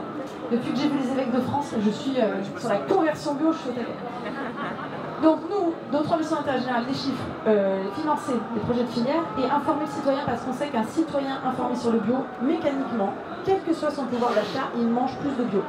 C'est pas nous qui le disons, Céline Raillet, des gens très sérieux, dont le chercheur Louis-Georges Solaire a fait des carottages. Il a pris des familles qui mangeaient beaucoup de bio, des familles qui n'en mangeaient pas. Il a regardé quelle était la différence de leur budget respectif en nourriture, à pouvoir d'achat égal. Et en fait, il n'y a que 12 points d'écart. Alors que tout le monde dit oui, le bio c'est 30 à 50% plus cher. Donc déjà ça c'est pas vrai. L'inflation a été 2 fois moins forte en bio, donc l'écart c'est vachement resserré. Et ensuite il n'y a pas un prix du bio, il y a des prix du bio. Ça dépend de là où on l'achète. Parce que le bio est très biodiversifié dans ses débouchés. Donc, quand on nous dit oui c'est beaucoup plus cher de manger bio, c'est pas vrai. La vraie différence c'est que le bio c'est pour des gens souvent éduqués et diplômés, certes, mais surtout pour des gens motivés. Parce que ça demande un peu plus de jus de cerveau et d'huile de coude de manger plus de bio. On en a fait la démonstration quasiment toute la semaine sur le stand. En fait, oui, à un moment, il faut pas éplucher ses légumes. Donc nous, on prône 2 choses depuis le début du salon. La première chose, c'est qu'on a besoin d'investir massivement dans la communication. Ce que vous voyez là, c'est bio pour nous, pour la planète, comme producteur locaux, Bioréflexe. C'est la première campagne qui a été lancée, parce que jusqu'ici, on n'avait pas assez de produits bio. On ne fait pas de pub pour un truc qui manque dans les rayons, d'accord. Et depuis 2 ans où la demande s'est ralentie, alors on est bien obligé de pousser la demande. C'est pas possible qu'on dise aux agriculteurs qui viennent et qui disent bonjour, je voudrais faire du bio. Bah non, ne venez pas, repassez plus tard, regardez votre pulvérisateur parce que c'est pas le marché. Le marché ça se crée. Et donc avec cette campagne, on a réussi à relancer les campagnes de bio. À chaque fois que ça a été déployé, vous l'avez peut-être vu dans le métro, c'est 5% de business en plus pour le bio. Donc quand on nous dit non mais les gens n'en veulent plus, c'est pas vrai. Il y a un énorme déficit d'information vers le bio. Il y a un énorme défiance, parce que faute d'information, et puis il y a un manque de compétences minimales. Et donc nous, on prône pour 2 choses très court terme de la communication massive, parce qu'on a entendu pendant des années les produits laitiers, des sensations pures, les produits laitiers nos amis pour la vie. Ça a bien marché, on mange beaucoup de lait et beaucoup de produits laitiers en France. Il n'y a jamais eu de telle communication aussi martelée pendant des heures de grande étude pour les coûts pour le bio. Et la deuxième chose, c'est l'éducation alimentaire. Alors tout le monde est en train d'en parler. Bon, on ne va pas éduquer les enfants à manger des légumes pesticidés, on est d'accord. Donc il faut absolument que l'éducation alimentaire ait une forte composante bio. Voilà pour nous, nos missions d'intérêt général. On est vraiment les gentils du bio, on est les télétubbies de bio. Hein, c'est simple, on est les gentils. Voilà. Maintenant, on vous laisse avec la position politique, la FNAP, parce que souvent on nous a... Et donc vous êtes les méchants. C'est ça, oui, on Non. est des méchants gentils. Hein. Donc je laisse la parole à la FNAP, parce qu'on a beaucoup de gens qui tirent avantage de prétendre confondre Agence Bio et FNAP. Parce que nous, on est là justement pour mettre tous les conventionnels institutionnels au service de l'intérêt général, totalement désintéressés. Mais enfin, eux aussi sont au service de l'intérêt général. À chaque fois qu'une ferme passe en bio, on s'en porte tous beaucoup mieux. Donc voilà, je vous souhaite un bon rendez-vous et n'hésitez pas à vous goinfrer de biscuits d'intérêt général. Merci. Si vous voulez une envie, Eh bien, merci Laure de ton introduction. merci. Travaillez bien. Ouais, tout à fait. Eh bien, écoutez, je vous dis bonjour à toutes et à tous. Je voulais juste, avant qu'on commence nos échanges, excuser Philippe Camburé, qui est notre président et qui malheureusement a quelques petits soucis de santé. C'est un petit virus qui s'appelle pas Covid mais grippe tout simplement. Donc on l'a Donc on l'a remplacé. Donc avec moi j'ai Émilie chargée de com et Clément qui est plus sur les aspects réglementaires et politiques. Ah oui, ben moi, il faut que je me présente quand même. Olivier Chaloche, donc moi je suis producteur de céréales bio dans le département du Loiret, en région Centre-Val de Loire. J'aime bien dire que je suis installé en bio sur une terre de 240 hectares, donc filière longue, parce que souvent on parle des filières courtes, et c'est très bien, il faut des filières courtes, mais il y a aussi des filières longues, parce qu'on aura besoin des filières longues pour nourrir tous nos concitoyens. Et j'aime bien dire aussi que je suis en bio depuis 35 ans, c'est-à-dire que j'ai une expérience et c'est pour ça que la bio, oui, ça marche et on produit en bio et on peut produire de façon complètement équilibrée avec des conseils et avec du soutien. Moi, ce que j'avais envie de vous dire, j'aurais aimé vous dire en fait, on est dans une passe incroyable, tout va bien pour nous, on est dans le sens de l'histoire parce qu'on répond aux enjeux du GIEC, on répond aux enjeux du Haut Conseil pour le climat. Je sais pas si vous avez entendu, le Haut Conseil du climat, il dit qu'il faudrait qu'on passe la ferme France en bio. J'aurais aimé vous dire aussi que on a un rapport aussi qui est sorti l'an dernier qui dit qu'il faut passer une bonne partie de la ferme en bio. Et en fait les faits, c'est que la bio va pas bien du tout. Et de porter, alors on n'est pas dans, je pense pas faire du misérabilisme, hein, mais aujourd'hui les producteurs vont pas bien, les producteurs bio ne vont pas bien du tout. Et ça a commencé en 2023, 2022, après la crise du Covid, et on a un vrai effet domino, c'est-à-dire que c'est la filière porc qui a été touchée en premier, après on a eu la filière lait, après on a eu la filière avicole, et maintenant on a la filière grande culture. Donc toute la filière bio va pas bien du tout. Un exemple, parce que c'est peut-être des chiffres que vous pouvez communiquer quand vous prenez la parole. Aujourd'hui sur ma ferme par exemple, le blé il y a encore 2 ans était payé 450 € tonne. Là aujourd'hui il vaut 200 € tonne, mais j'ai même pas de marché en fait. Le tas de blé au fond du hangar et il n'y a pas de marché. Donc je ne sais pas ce que je vais en faire. Alors, moi j'ai la chance d'avoir un produit qui se conserve, donc je peux stocker. Mais là j'ai discuté avec un producteur tout à l'heure qui produit des courges, qui produit des pommes. Il a déjà une facture de 80 000 € d'électricité pour conserver ça dans son hangar. Il n'a pas débouché pour autant au bout, quoi. Donc la filière bio va pas bien. Pour autant, le message que j'ai aussi envie de faire passer, c'est que tous les producteurs bio, généralement, quand ils passent en bio, pour la plupart, ils veulent rester en bio. Alors évidemment, si leur équilibre économique ne tient pas, et c'est ce qui est en train de se passer, quand ça dévisse, il y en a qui arrêtent. Mais quand on voit les collègues, ce qu'ils nous disent souvent, ils nous disent bah, tant pis si ça ne marche pas, on met la ferme en jachère, mais il n'est pas question de retourner aux pesticides. Parce qu'une fois qu'on a goûté à l'agriculture bio, qu'on a goûté à l'agronomie, qu'on a goûté à cette agriculture qui nous tient tous à cœur, c'est-à-dire cette agriculture qui est compatible avec les limites planétaires, forcément on ne retourne pas en arrière. Je peux juste finir, alors après peut-être qu'on reviendra sur le fait que l'agriculture bio est sous-dotée financièrement, mais je veux bien vous passer la parole pour poser la première question. C'était juste une question que je me pose sincèrement là, depuis quelques semaines qu'on fait la tournée de plein d'exploitations. C'est qu'on voit bien, on nous a expliqué dans plein d'exploitations que maintenant plein de bio vendaient leur production au prix du conventionnel, parce que c'est un sujet, mais j'ai pas l'impression que nous on l'achète au prix du conventionnel. Et donc j'aimerais comprendre. En fait, l'explication, elle est tout simple, c'est qu'aujourd'hui, il n'y a pas de transparence sur les marges. Et en fait, il faut vraiment qu'on travaille ça, et c'est une demande de la FNAB. Effectivement, le pain bio aujourd'hui, il est toujours au même prix dans les grandes... Enfin, vous savez que la grande distribution, c'est 52% hein, de nos débouchés. Il y a 25% les magasins spécialisés, l'artisanat c'est 7%, et je crois que c'est 10%, j'espère que ça fait 100% tout ça réuni, les circuits courts.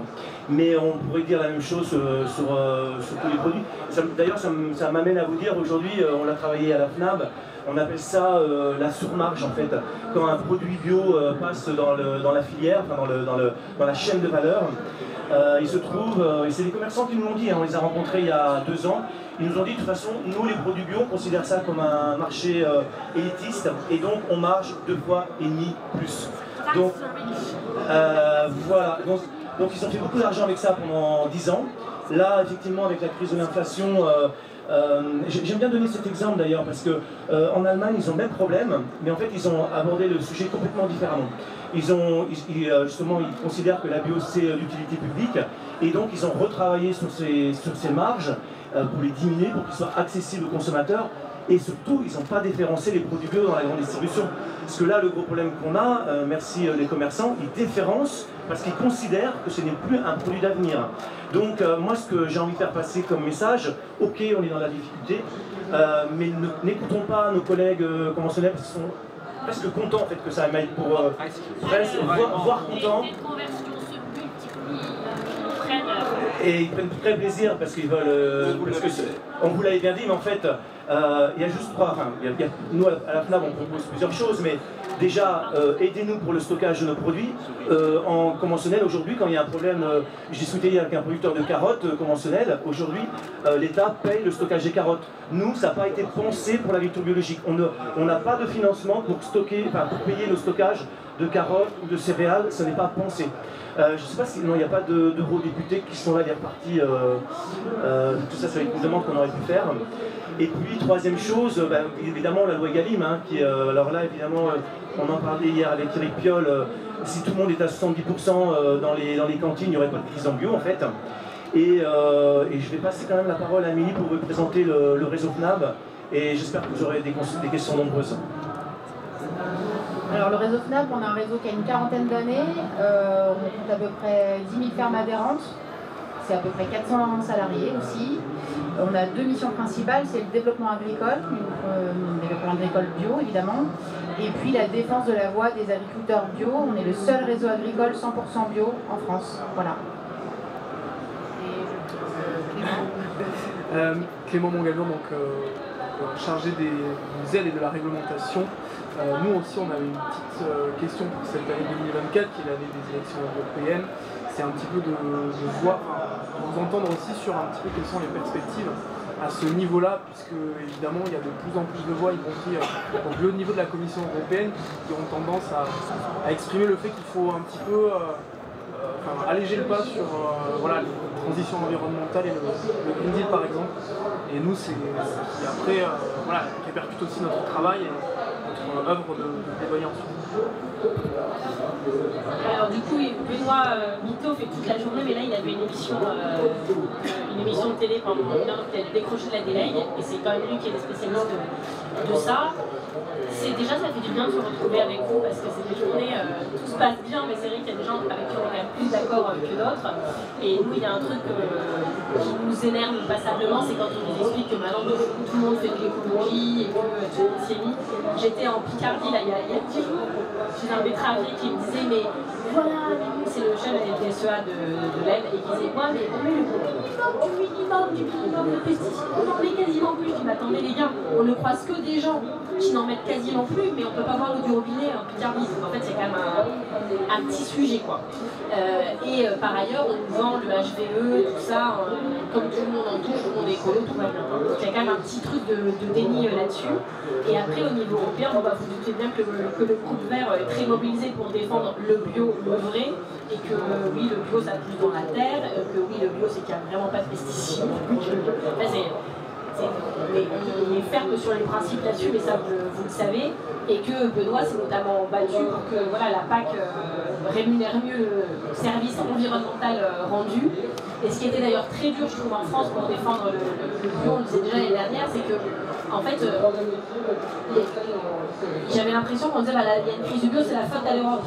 Mais le fait que les aides au maintien aient disparu, c'était pas l'Europe. Hein. C'est la manière dont la France, c'est quand même une maladie française, dès qu'il y a un problème, les politiques n'assument pas, ils sont très lâches dans ce pays, ils disent c'est l'Europe, alors que pour le coup là c'était vraiment eux.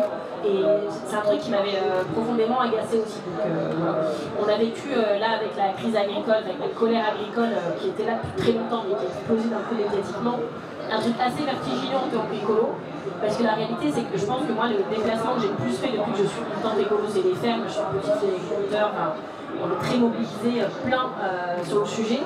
Le 13 novembre dernier, on avait été avec le petit livret de propositions dans 10 fermes en France. On avait fait des déplacements partout le même jour. Moi, j'étais avec Yannick Jadot dans l'Aisne. Et en fait, les médias sont très peu intéressés, les médias nationaux, à ça. Et d'ailleurs, des fois, les journalistes politiques, quand vous dites, bah, vous essayez de parler d'agriculture, c'est un sujet vraiment qu'on voulait mettre à l'agenda. Hein. Et on disait, non mais nous, attendez, on n'est pas la rubrique planète. D'ailleurs, comment va Jean-Luc Mélenchon, parlons un peu de la NUPES. C'était tout le temps ça. Et c'est hyper relou. Nous, c'est le sujet dont on voulait parler. Et tout d'un coup, les micros se sont tournés vers nous parce qu'il y avait cette crise agricole. Et en fait, on a pu quelque part, tout ce que depuis un an on travaillait, Daniel au Sénat, Marie à l'Assemblée, Benoît au Parlement européen, tout d'un coup on a pu vivre. Et je pense qu'il s'est quand même passé un truc dans la profession. Moi je le vois, on a vu Arnaud Rousseau, on l'a vu là, mais moi je l'avais vu 2 heures la semaine dernière. Même eux, tu vois, par exemple, la FNSEA, ils nous ont pas attaqué dans cette crise. Ils n'ont pas attaqué notre parti, c'était pas leur sujet, c'était vraiment le gouvernement. Ils ont leur dit parce que vous rappelle quand même qu'on n'est ni ministre de l'Agriculture, ni à l'Élysée, ni. Enfin, faut quand même le dire. Et que ce qui est en train de se passer, cette colère, c'est bien la preuve que tout ce dans quoi vous avez cru n'a pas marché. Et je pense qu'ils nous reconnaissent le mérite de la cohérence et de la constance, parce qu'on raconte quand même la même chose depuis des décennies. Et des choses sur lesquelles, là on a rencontré les petits jeunes ce matin qui faisaient le concours de sorte d'agriculture des jeunes en lycée agricole, qui voulaient se tourner vers l'élevage et qui ont des parents éleveurs. Quand on leur dit c'est quoi votre rêve, enfin c'est quoi votre projet, ils disent bah nous c'est d'être autosuffisants sur notre ferme, de produire l'herbe que nos vaches vont manger. C'est un truc tellement logique, de bon sens. Et ça devient pour eux un truc révolutionnaire, genre on va faire un truc de dingue, on produit l'herbe que nos vaches vont manger, et on veut que nos vaches mangent de l'herbe. Et donc on se rend compte que c'est quelque part un retour, voilà, à une forme de bon sens écologique, et c'est en train de se faire quand même. Là quand on voit les chias, c'est quand même pas la même chose que leurs aînés, mais c'était déjà le cas un peu l'année dernière. Enfin, il y a un truc qui est en train de se passer en tout cas. Et donc je pense que dans la bataille culturelle, nous on passait pour des utopistes et tout ça, en fait ils sont en train de se rendre compte que les utopistes c'est les autres. C'est celles et ceux qui leur ont dit qu'il n'y avait pas besoin de changer, qu'il y aurait de l'eau pour tout le monde toute leur vie, que le climat c'était géré, que les accords de libre-échange c'était super, que la PAC c'était juste. Ça c'était l'utopie. Nous on est plutôt les réalistes maintenant et voilà, ça change rien au problème du bio. Si vous voyez les choses qu'on peut faire concrètement, il faut nous dire. Mais nous, évidemment qu'on est très en soutien. En soutien dans ce qu'on vote, dans ce qu'on raconte, mais aussi dans ce qu'on mange, je pense qu'il faut le dire. Et puis dans ce qu'on fait dans nos communes. C'est vrai que c'est... Moi, quand la crise a éclaté, qu'on a demandé au maire de nous remonter ce qui était fait, la métropole de Lyon, qui est la plus grosse collectivité écolo, c'est x4 le budget d'agriculture. Dans les produits bio et locaux dans les cantines, Egalim est surappliqué dans les villes écolos. Et c'est pas que les cantines, c'est les paniers bio, là, les ordonnances vertes et les paniers bio que Strasbourg... Bravo Strasbourg, on dit pas ça parce qu'il est là. Mais voilà, disposition pour les femmes enceintes, des projets aussi de réinstaller à 100% sur les exploitations qui partent à la retraite. Enfin, c'est des choses concrètes qu'on fait déjà, quoi. Donc ça c'est important aussi de le souligner. Mais sur le bio, si vous voyez d'autres choses qu'on peut faire, il ne faut pas hésiter à nous dire. Et on a la spécialiste Antoinette Bulle apparemment qui est plébiscitée. T'es pas spécialiste? Si, je peux bien dire. Non, pas du tout. Non, moi, je voulais intervenir moi sur la question du prix et de la demande. Parce qu'en fait, vous disiez, vous avez évoqué la question des marges. Moi, ça me semble être un sujet fondamental dans le bio. C'est-à-dire qu'on a depuis des décennies des produits bio qui ont été vendus beaucoup plus cher que leur équivalent non bio. Donc 1 kg de pommes non bio, c'est 80 centimes de marge. 1 kg de pommes bio, c'est 2,50 € de marge. Et donc ça c'est quand même, c'est tout à fait inadmissible. Donc je pense qu'une des solutions pour défendre l'agriculture bio, c'est la régulation des marges. C'est-à-dire qu'il faut qu'on arrive à l'interdiction d'avoir des marges plus importantes sur le bio que sur le non bio. Si on a 80 centimes de marge sur 1 kg de pommes non bio, on ne doit pas avoir plus de 80 centimes de marge sur 1 kg de pommes bio. Et en fait, ça permettrait en réalité que le bio devienne beaucoup plus accessible, puisqu'une partie de la surtarification du bio, ce n'est pas de vos frais de surproduction, c'est de la surmarge. Et ça, c'est important de le dire. Je trouve que c'est très peu su, et donc, en tout cas, moi j'aimerais bien qu'on travaille là-dessus. On le fera avec mon collègue Daniel au Sénat, mais on le fera aussi à l'Assemblée sur vraiment réussir. Est-ce que c'est légal? On peut avoir, déjà il faut un observatoire des marges qui fait son travail, voilà, qui fait son travail, il existe, mais il ne fait pas son travail, il n'y a pas de transparence. Et après, derrière, bien sûr, qu'on peut choisir d'encadrer les marges. En tout cas, il fait pas c'est un choix politique. Pour l'instant, on ne le fait pas en France, mais on pourrait le faire. Avec vous, hein. D'ailleurs, c'est une des problématiques qu'on a aujourd'hui, c'est que le cerveau humain aujourd'hui, quand il voit bio, c'est trop cher, c'est trop cher, c'est trop cher. Donc là, si on ne sort pas de cette équation-là, on ne va pas s'en sortir. Et ce que je voulais quand même rajouter, c'est qu'il y a quand même des fonds publics qui financent l'agriculture aujourd'hui. Et je donne toujours des exemples concrets, mais au moins ça parle. Moi, entre la précédente PAC et la nouvelle PAC qui est en train de se mettre en place, c'est moins 30 000 €. Donc forcément, moins 30 000 €, ça va se répercuter sur ma ferme, et je les trouve où aujourd'hui les 30 000 €? Et en plus, le marché ne répond pas.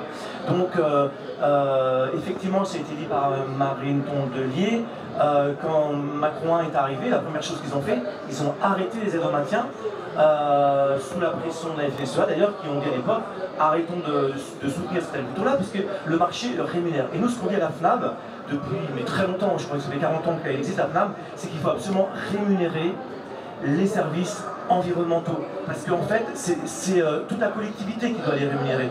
La protection de l'eau, la protection sur une ferme bio, ça a été quantifié par des scientifiques. Aujourd'hui, on a 30-40% de biodiversité de plus. Moi, je parle toujours de mes petites fourmis, vous savez, ces petites fourmis qui font des petites...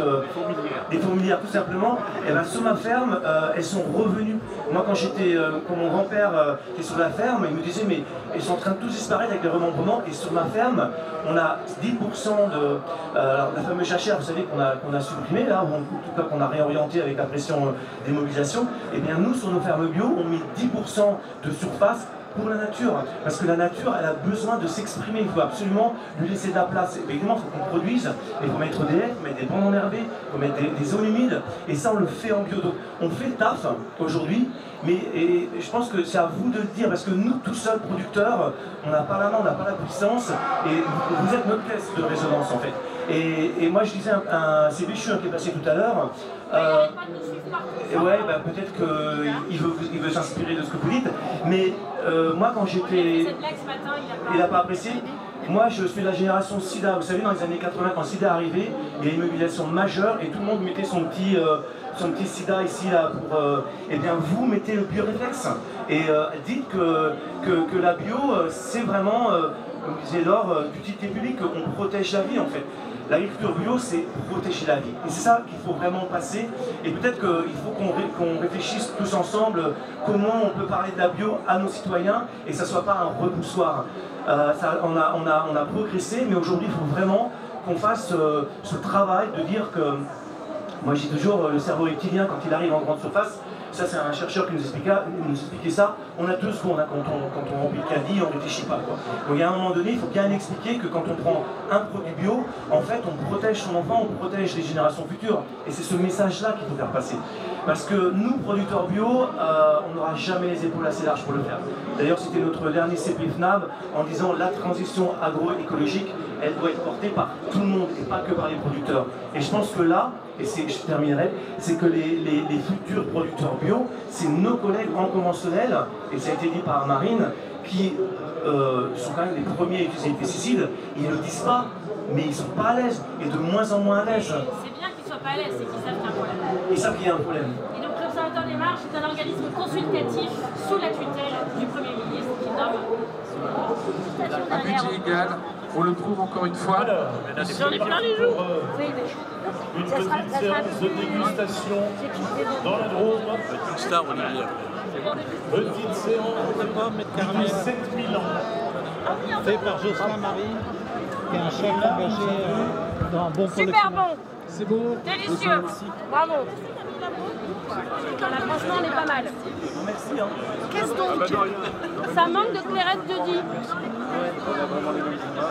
Ah, voilà. Il suffit de dire des trucs comme ça apparaît, c'est super. On est pas loin. Voilà la clairette. Ils sont où les copains là?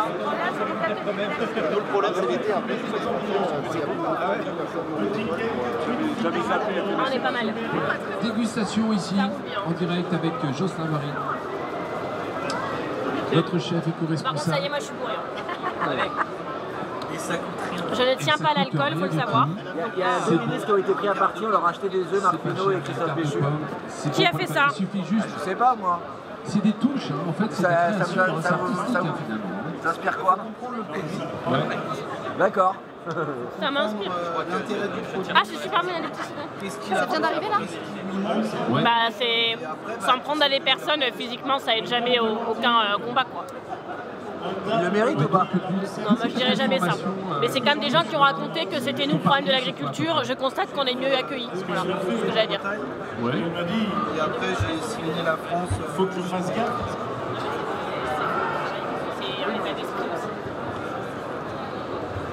C'est ici qu'on vient. Je connais, t'as continué. Bonjour, enchanté, on se retrouve. On s'est vu un peu mercredi. Je suis passée très très vite et vous m'avez dit vite, il y a Marine Le Pen qui arrive.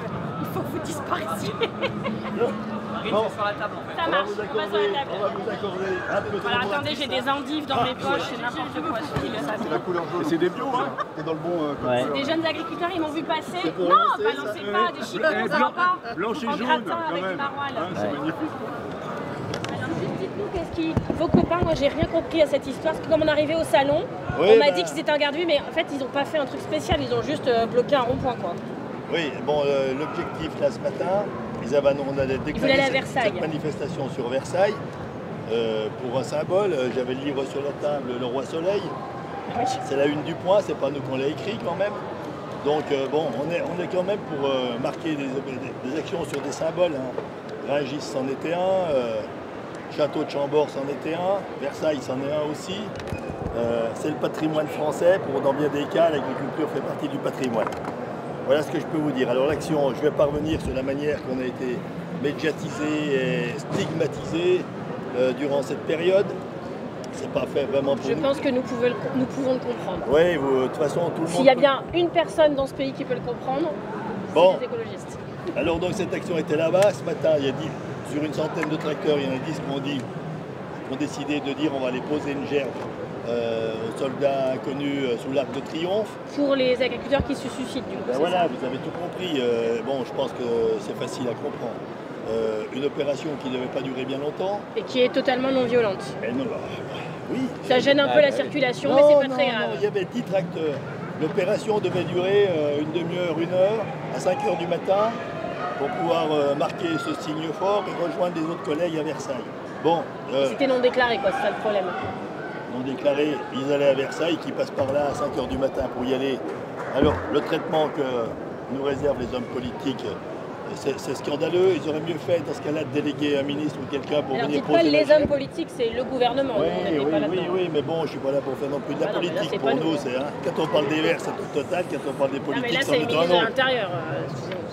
Bon, on s'est parlé hier assez franchement avec votre collègue, avec vos collègues. On a l'habitude de parler clair, cash et concret, c'est ce que nous dit le Premier ministre. Donc là, ils sont encore en garde à vue. Alors ça y est, ils sont en train d'être sortis les uns après les autres. Ils sont alors qu'il est, je ne sais pas, ils étaient 84. 84 pour un dépôt de gerbe, sans qu'il y ait la moindre bousculade, sans qu'il n'y ait rien du tout. On trouve quand même que c'est payé cher. Non, mais il y a un petit souci répressif dans ce pays. Et militer, c'est un droit en fait. Enfin, moi je trouve que les manifestations sont réprimées, les actions symboliques sont réprimées, le syndicalisme est réprimé, et j'en discute aussi bien avec Sophie Binet, avec Marie Léon. Enfin, il y a un truc qui dérange c'est juste militer. Et après, les sujets, on n'est pas d'accord sur tout, mais c'est un droit de défendre ses idées quand même dans ce pays. Bon, on avait le droit, on ne veut pas le type d'action, c'est pas d'embêter la population, parce que le type d'action, il faut savoir qu'est-ce qu'on veut. Je pense que les actions qui se sont déroulées dans le respect. Il n'y a pas eu, contrairement à certaines manifestations, des blessés, des policiers, des destructions ni côté manifestant. Côté manifestant, non. Nous, on n'a pas eu un blessé. Si, mon collègue Patrick, qui est souvent sur les télés, ils lui ont fait payer cher, puisqu'ils l'ont plaqué au sol un moment. Il devait voir un médecin avant de sortir de garde à vue, parce qu'il est... Bon, je pense qu'il a dû se défendre. C'est des choses qui normalement, au niveau européen, devraient être interdites. Bon, mais... Cette bonne guerre, je pense qu'ils voulaient faire des images. Pour le coup, peut-être que les images nous arrangent. Parce que, voilà, mais par contre, c'est pas agréable. Parce qu'il y avait des hommes, il y avait des femmes. Les femmes, c'est toujours un peu plus délicat de les mettre en garde à vue quand même. C'est comme ça, s'ils sont tous sortis pour ce soir, tant mieux. C'est le cas ou pas? Normalement, en cours de libération. Je pense que dans l'heure qui vient, ils seront tous sortis. Ils doivent rejoindre leurs collègues à Versailles. Et une fois qu'ils seront tous là-bas, c'est comme à Rungis, le symbole est atteint, ils repartent. Voilà. Donc pour cette opération, on ne va pas parler pendant 8 jours sur ce que le ministre et le président nous ont dit, de la manière que ça a été dit, il y aurait beaucoup de choses à dire.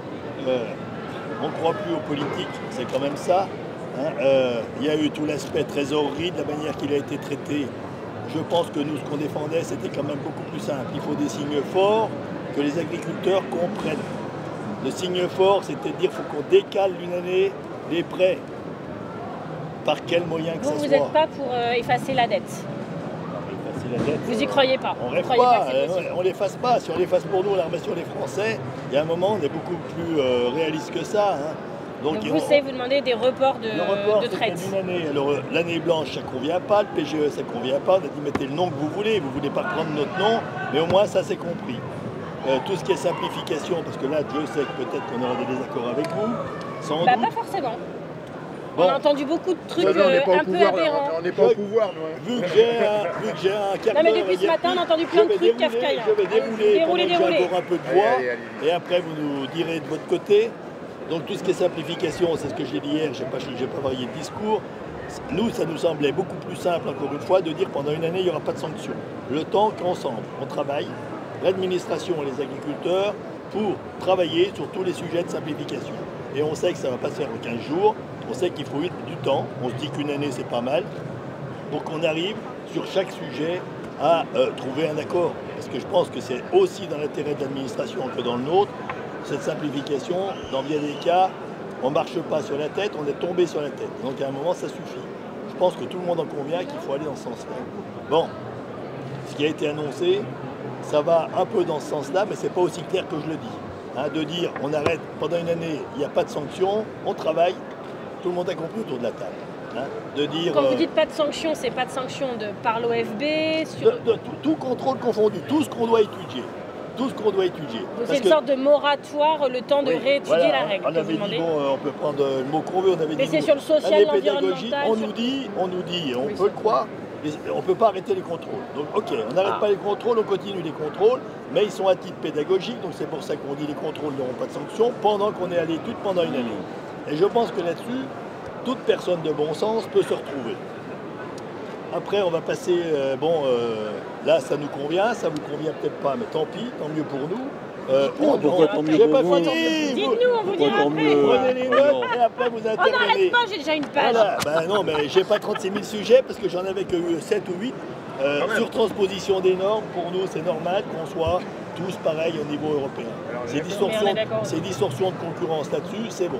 Après, les annonces qui nous sont faites peuvent aller dans le bon sens. Quand on entend un président qui dit on ne va plus importer de produits qui ne correspondent pas à nos normes, nous on dit banco. Mais sauf qu'on n'y croit pas. Sauf qu'on n'y croit pas parce qu'on sait très bien que ça ne sera pas comme ça. Après, on met des outils en place. Parce qu'après, l'objectif, à part trésorerie simplification, c'est revenu. Revenu, pour nous... C'était pas premier le revenu. Ben non. Parce que je fais un distinguo. Le revenu, on sait que ça ne se fait pas en 24 heures. La trésorerie, c'est quelqu'un qui est en train de se noyer. Vous voyez quelqu'un qui est en train de se noyer, vous lancez la bouée ou vous regardez se noyer. C'est pas la même chose. Trésorerie d'urgence, c'était normalement, quand on voit quelqu'un qui se noie, le pompier il arrive, il le sort de l'eau. Puis après, il travaille pour que ça marche. Bon, voilà, donc c'est pour ça qu'il faut faire le distinguo. Donc les avancées qu'il y a, de dire simplification, surtransposition, on va vers les mêmes dispositifs. Mon dernier, je prends 2 secondes, mon dernier collègue... La libération en cours. C'est la libération. Libérer nos camarades. Libérer. Libérer nos camarades. C'est des cadeaux, des gigas. Mon collègue Patrick Legras est dehors. C'était le dernier. Patrick Legras, c'est ton pote, non? Non. Mais c'est tourné. Je ne peux pas être ami avec toute la coordination rurale. Oui. Moi, c'est ça que je vous ai J'en étais où? J'en étais où? Parce que, vous en étiez aux revenus. Voilà, donc pour le revenu, on sait que ça va prendre un peu plus de temps et que c'est l'Europe. Donc là, d'accord. Donc les outils mis en place, de dire travailler sur les lois EGalim, 2, 3, 4. L'objectif est sans doute bon. L'application au niveau européen pour travailler avec les autres pays, c'est pas pour demain matin, mais la direction peut être bonne. Mais par contre, c'est pareil, on est très dubitatif. Dire que ça va marcher, c'est un outil. Merde, le truc là, qui nous a sorti, là, le ballon qu'il a lancé là, sur le prix plancher. Le prix plancher. Le prix plancher. Je trouvais que c'était bête depuis 10 ans et tout d'un coup c'était devenu intelligent dans la nuit. Le ministre avait toujours dit jusque-là que c'était pas possible puisque cette mesure, le coup, elle vient plutôt comme sur Mercosur, comme sur la plaque juste. Tout à fait. Ça peut être une mesure qui est bonne dans l'esprit, effectivement, mais quand on dit qu'on ne sait pas comment ça peut s'appliquer, au niveau français, au niveau européen, comment par rapport aux filières, comment par rapport aux produits à nos collègues de l'Europe. Bon, si je ne veux pas commenter le ballon qui est monté et qui est en train de retomber, sinon on peut faire de la parlotte toute la journée. Tant que le ministre nous dit qu'il ne voit pas comment il peut l'appliquer et que les experts disent la même chose, ben nous on attend de voir comment ça va se décliner. Le sens est peut-être bon, mais par contre l'application, eh ben, on est pareil, dubitatif. Donc on nous dit beaucoup de choses, c'est beaucoup d'effets d'annonce et de communication auxquels on ne croit pas trop. Alors après, plutôt le volet environnemental, puisque c'est un peu ça qui vous concerne et on peut avoir des désaccords. Alors c'est sûr que cette pause sur les phytos, on appelle ça une pause, on n'appelle pas ça un recul. Il faut qu'on soit tous au même niveau, ça c'est ce qu'on dit. Je crois que les agriculteurs qu'on est, on a toujours été pour faire des efforts. Hein. Je crois qu'on travaille mieux aujourd'hui qu'on travaillait il y a 20 ans, je suis le premier à le reconnaître. Hein, il y a 43 ans que je pratique. Quand même. Et vous faites quoi vous d'ailleurs? Vous n'avez pas dit. Oh ben là, vous avez un en face de vous que vous pourrez difficilement contrarier, puisque je suis agriculteur en Haute-Savoie, en zone AOC, avec 80% d'herbe. Donc, et vous faites du fromage? Alors par contre, je vous parlerai 5 minutes sur les prédateurs, puisque de votre côté, c'est peut-être là qu'il y a le problème. Et la brucellose des bouts. Oui, ben après, dans la brucellose. Donc, le pragmatisme, l'idéologie, merci, on n'en veut pas. On fera, tous les agriculteurs sont prêts à évoluer et on est vraiment dans le sens là. Hein. Enfin, mon chien, vous êtes sur ce salon, vous voyez bien ce qu'on est capable de produire en termes de qualité, en termes de... Vous savez avant de venir, par ailleurs. Donc cette agriculture-là, elle n'est pas tombée du ciel. Il y a un moment qu'on l'a construit, il y a un moment qu'on l'a fait. Donc moins on aura de phyto, mieux ça sera. Moi, je prends de médicaments... Vous savez, d'entendre des agriculteurs nous dire ça, nous qui militons depuis 15 ans, non mais c'est vraiment... Tout le monde est en train d'évoluer. Oui. Mais je veux bien que vous le disiez. Tout le monde dit ça. Je ne peux plus parler parce que l'autre jour, ils nous ont laissé dehors une demi-heure sous la pluie là-bas qu'on était bloqués pendant que Macron visitait. Je suis allé prendre 2-3 pastilles. C'est pas des antibiotiques, mais ça me soigne. Si j'en ai pas besoin, je les prends pas, mais c'est ça. Donc il faut qu'on arrête de nous stigmatiser. Le bien-être animal. Hein, que des gens qui n'ont jamais rien élevé veulent nous expliquer ce qu'on doit faire. Vous savez pas, je suis éleveur. Depuis 40 ans que nos vaches vèlent, la nuit on se lève quand il y a des périodes de vélage. Je peux vous dire que j'aimerais autant rester couché, hein, mais si on en perd une ou deux dans l'année, ben, on se dit que ça vaut le coup de se lever à 2 h du matin. Bon voilà, alors qu'après on vient de nous parler de bien-être animal, que ça voudrait dire que nous on maltraite nos animaux, on ne peut pas accepter ça. Donc les phytos, j'ai dit à peu près notre philosophie. Après tout ce qui est de la prédation et tout, arrêtez de marcher sur la tête. Arrêtez de marcher sur la tête. Je vais vous prendre un exemple que j'ai expliqué hier, je ne sais plus si c'était à vous. J'ai fait pendant 20 ans de la mise des bêtes en alpage. On a eu des attaques de loups, on a arrêté d'aller en alpage. Et bien content. Vous êtes près de quelle ville?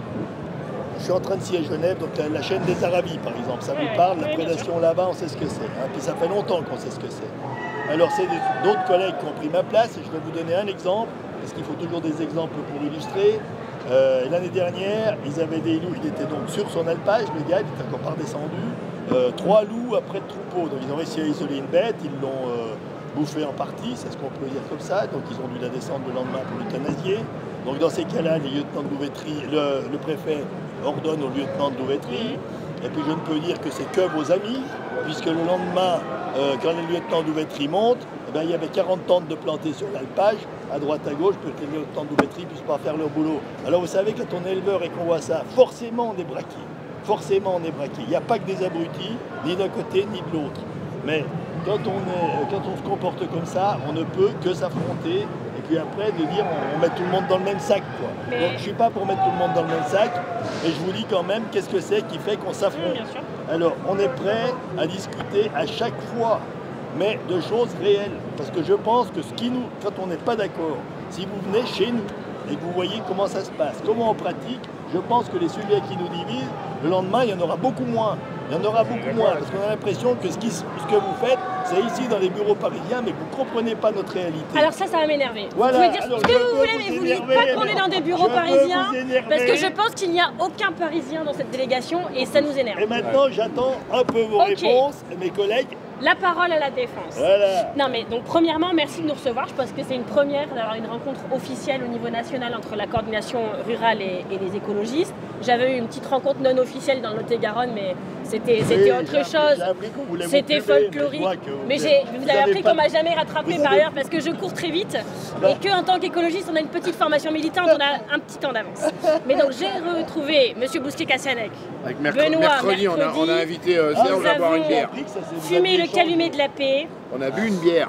J'ai mis le bonnet jaune pour faire plaisir à ses copains. Bah c'est lui, j'avais quand même pas payé la bière alors que c'était moi qui avais été poursuivi. Vous avez mis un bonnet jaune? Oui. C'est une honte. C'est des gens qui me l'ont mis. Non mais donc du coup, nous en fait, je pense qu'il y a eu des préjugés mutuels, mais c'est pas vraiment que les écolos ont des préjugés envers les agriculteurs et les agriculteurs envers les écolos, c'est les gens ont des préjugés sur la relation entre les agriculteurs et les écologistes. Nous, notre premier candidat à la présidentielle en 1974, René Dumont, il y a 50 ans, c'était un ingénieur agronome et c'est parce qu'il était agronome qu'il était devenu écolo. Et puis, c'est quand même des décennies de combats communs. Je n'ai pas abordé le problème de l'eau. Ah bah évidemment, ça. Mais là, je me disais, le mec est fatigué, il a oublié de parler des bassines. Mais donc, donc pendant des décennies, sur les accords de libre-échange, sur le fait de protéger les terres agricoles de l'artificialisation. Moi, je suis petite fille d'agriculteur dans le Pas-de-Calais, c'est par ça que je suis venue à l'écologie. Non mais les agriculteurs, ils sont venus me chercher en disant, vous les colos, venez nous aider à bloquer le projet d'entrepôt, quoi. Sur le partage juste de la valeur, sur une PAC plus juste, où là, attendez, on voit quand même des mecs acheter des bottes toutes neuves, mettre de la terre dessus, genre ils les ont toujours utilisées, se précipiter sur les barrages ou soutenir. Des gens qui ont voté tous les traités de libre-échange, qui ont voté la PAC, qui défendent tout ce qu'aujourd'hui ils disent non, mais en fait on s'était gouré, vous inquiétez pas. Enfin, c'est quand même un peu hallucinant. C'est pas notre cas. C'est pas notre cas. Nous, on peut ne pas être d'accord. On parle de Sainte-Soline, on vous a bien reconnu. On parle de la PAC et des accords de libre-échange. On peut avoir des désaccords, mais vous pouvez nous reconnaître... On n'a pas voté cette PAC, on n'a pas voté les accords. Non, mais vous pouvez nous reconnaître que, un, on a le mérite de la cohérence et de la constance, et que deux, on n'est pas des hypocrites. Et je pense qu'on a en commun cette sincérité, cet engouement, peut-être que parfois on est même trop dans la détermination, dans l'émotion, tout ça, mais c'est parce qu'on est des gens qui croyons en ce que nous faisons, comme vous. Ensuite, je pense que... un libéré, viens avec nous. Ah, un libéré. Et donc la réalité, c'est qu'il n'y aura jamais d'écologie sans les agriculteurs et sans tous les agriculteurs. Donc nous, on ne va pas dire, on discute qu'avec ceux avec qui on est tous d'accord. Notre travail de parti politique, c'est de faire bouger la société. Donc c'est de... Il y a le héros du jour qui arrive là. On l'a vu mercredi déjà. Passe là à côté. Il en manque encore 77. Non mais ils vont pas tous venir là. Sinon, je crains pour vous. Il en manque 83. Il y avait 84 de... C'est vous, Edouard? Oui, voilà, tout va bien? Mais il y a encore Patrick. Ils vous ont bien traité? Un peu fatigué, non? Ils vous ont bien traité? Ils ont pris vos empreintes digitales, salivaires, tout? Ils ont fait tout ce qu'il fallait. Et vous êtes de quel coin? Loir-et-Cher. Loir-et-Cher. Bon, donc en tout cas, moi ce que je vous dis, c'est que sur plein de combats, on dit la même chose. Depuis des semaines qu'on fait le tour des exploitations avec Benoît et avec tous les copains, personne ne nous a dit que c'était pas un problème que 60% des oiseaux des champs ont disparu en 40 ans. Personne. Personne ne nous a dit qu'il n'y avait pas de problème de partage de la ressource en eau. personne ne nous a dit que les phytos, il n'y avait pas de problème. Parce que vous dites, il y a une pause là, mais moi j'ai l'impression que ça fait 15 ans que c'est en pause, comme j'ai pas bien vu quand ça avait commencé. Ce que nous demande tout le monde, c'est des solutions, des alternatives, de l'accompagnement. Et moi, ce qui m'a vraiment énervé dans ce moment de crise agricole, c'est pas du tout ce que vous avez fait. 84% des militants écolos, et sans qu'on leur donne des consignes, c'était des sondages par téléphone, soutenaient ce mouvement de manière hyper spontanée. Et donc ça, c'est important que vous le sachiez. C'est important que vous le sachiez. Et moi, j'étais extrêmement fière de ça. Moi aussi, figurez-vous. Mais quand le gouvernement a commencé à expliquer qu'en fait le problème c'était les écolos, moi j'étais hyper furieuse. Parce que le GNR, c'est pas nous qui l'avons topé cette mesure. Hein. On n'aurait jamais fait comme ça. Non mais c'est Robin des Bois à l'envers. C'est-à-dire qu'on prend à tous les agriculteurs, ceux qui crèvent, ceux qui sont très riches, le même truc, sans aucune alternative, ils ne vont pas les moissonner en vélo. Et on reverse dans les mesures compensatoires à ceux qui sont quand même les plus aisés. Ça ne peut pas marcher comme ça. Et qu'on dise à la fin, c'est les écolos. Moi, quand j'ai vu Gabriel Attal, je lui ai dit les yeux, on a commencé le rendez-vous, j'ai dit on va parler de ce que vous voulez. Mais je commence par vous dire que c'est inadmissible de dire ça. Parce que, un, vous mettez en danger des gens sur les territoires. Vraiment. Oui. Et vous connaissez ce problème. Nous, chez les écolos, on le connaît aussi. 2, c'est faux. Et 3, c'est quand même pas nous qui sommes ministres de l'Agriculture, ni Premier ministre, ni à l'Élysée, ni à la Commission européenne. Et donc ça, c'était quand même un peu... Allez-y, bien sûr. Non, on parle du GNR, donc on parle de l'énergie. Donc c'est sûr que c'était une erreur fondamentale de ce qui a été fait. C'était pas juste. C'était pas juste parce que de toute façon, c'est pas un problème. Si on peut répercuter les coûts et qu'on récupère, on peut pas répercuter. Donc ça arrivait à un moment où de toute façon... Puis la petite paperasse. Bon, alors là, on a avancé sur le GNR. Mais dites-vous bien qu'il y a l'électricité et le gaz qu'il faudra qu'ils soient dans le même paquet.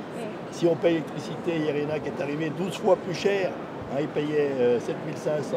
Ça manque de transparence, il n'y en a pas un qui a le même tarif. Voilà, donc c'est pas possible. Mais c'est pareil pour les particuliers, c'est l'auto, mais c'est tout le monde perd. Les agriculteurs n'ont pas à payer les erreurs du gouvernement, auxquelles vous avez sans doute largement contribué par rapport au nucléaire.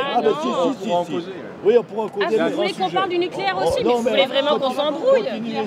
Non, mais c'est pour l'énergie. Il faudra que l'énergie, on ait des tarifs préférentiels. Si les consommateurs, pour que les consommateurs puissent acheter nos produits, nous, il y a ce qu'on sait faire. Non, mais c'est ça le sujet, c'est la question des marges notamment, et ça, il faut aussi qu'on en parle, et c'est aussi un sujet qu'on partage. Sur l'eau, on est d'accord que dans une France à plus 4 degrés, on ne cultivera pas pareil au même endroit qu'avant, et que l'eau vient à manquer. Alors pas là cet hiver, il se trouve qu'il n'arrête pas de pleuvoir, bon bah tant mieux pour le régénération. Tant pis pour ce coup, pas de réserve. Et tant mieux pour la régénération des nappes phréatiques qui sont la meilleure réserve que la nature a conçue elle-même, n'est-ce pas? Mais donc là-dessus, moi je suis preneuse, c'est pas là maintenant qu'on va faire une conférence de consensus sur le sujet, mais on l'a proposé aux autres. Moi je tiens à ce qu'on puisse, en dehors des caméras, de manière posée et constructive, mettre nos constats côte à côte et trouver comment on fait. Parce que je suis désolée, pomper dans la nappe phréatique, en fait on n'est pas contre toutes les réserves. Hein. Moi dans mon jardin j'ai un réservoir de... Comment? Qu'est-ce qu'il y a? Il y a un problème? Non mais... D'accord. Merci monsieur. Non mais moi dans mon jardin j'ai un réservoir de pluie. Enfin il y a des trucs qui sont logiques et qui sont même écologiques. Mais pomper dans la phréatique l'hiver pour stocker en surface, en artificialisation des sols, c'est un problème. Et donc du coup, il y a plein de types de bassines. Vous êtes en train de nous vendre. Non mais il y a plein de types de bassines et plein de types de projets. Un truc. Le vrai pourquoi on a un problème avec les écolos. Bon, les écolos. Je pensais que vous alliez dire avec les bassines, mais non, c'est avec les écolos. Vous êtes en train de nous vendre, le monde parfait où on touche à rien et la nature qui est magique. Pas du tout ce qu'on dit. La nature est merveilleuse. La nature qui est merveilleuse, elle va reprendre le dessus. Si la nature merveilleuse reprend le dessus, c'est pas compliqué, ça devient une forêt. Parce que sur notre terre, quand on ne touche pas à la nature, ça devient une forêt. C'est le monde que vous êtes en train de nous vendre. Et l'homme, l'humanité, si, tout à fait, vous allez voir, on va y arriver. Et l'humanité, elle est sortie de cette forêt. Et pour sortir de cette forêt et de s'agrandir et de vivre, parce qu'aujourd'hui on va être 9 milliards d'êtres humains sur la Terre, elle a besoin de vivre avec un agro-écosystème. C'est-à-dire qu'il faut qu'un système où on respecte les arbres, l'herbe, les ruminants, des paysans, et tout ça on vit sur un sol vivant. Et comme ça, ça marche bien.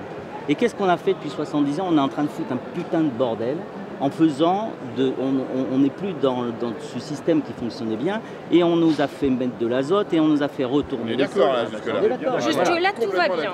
Symbiose parfaite. Écosystème garanti. Donc, nous, ce qu'on dit aujourd'hui, c'est qu'on dit qu'il faut qu'on arrive à sortir de ce système. On est tout à fait d'accord. Il faut sortir de ce système où on a pourri notre agriculture, parce que c'est qui est en train de se passer. Et je vais vous donner un exemple où les gens y arrivent, c'est-à-dire qu'en Ukraine, pourquoi on est en train de se foutre sur la gueule en Ukraine? Eh ben, c'est parce qu'il y a des gens de cette agro-industrialisation qui ont mis en place et qui ont acheté les terres, d'accord? Et qu'est-ce qu'ils font derrière? Ben, après, ils vont faire... Pas que de la faute de l'agriculture, la guerre en Ukraine.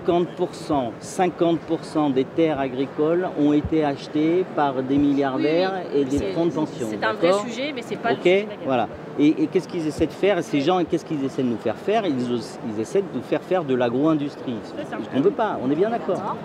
Le seul problème, c'est que vous arrivez avec des méthodes. On est le système, et c'est quand même un système mondial. Hein. Enfin, moi, je ne suis pas agronome, je ne propose pas de méthode. Hein. Justement, je prétends pas l'être. Si, parce que vous nous expliquez quand même comment on va faire l'eau, etc. Donc, je suis écologiste. Voilà. Alors vous nous dites, faut pas pomper dans les nappes en hiver, et puis après pour stocker. Ça me paraît contre-intuitif. Mais c'est pas ce qu'on demande nous. Nous on ne demande pas de pomper dans les nappes. Mais qu'est-ce qui se passe en vrai en France? Pourquoi il y a un problème de l'eau? Parce que là vous avez dit à 4 degrés. Plus la température est haute, normalement plus on devrait avoir de précipitations. Ça c'est un des domaines. Ça s'appelle l'effet adiabatique. Le régime pluviométrique va être modifié. Non. Le régime pluviométrique va être différent, mais globalement on va avoir autant d'eau si ce n'est plus. Oui, mais de manière comment on fait la pluie? Comment on fait la pluie? C'est pas compliqué si vous voulez faire de la pluie. Vous mettez des arbres, vous retenez l'eau, vous arrosez en été, et vous faites de l'évaporation et vous faites de la pluie. Et c'est le cycle virtuel de l'eau.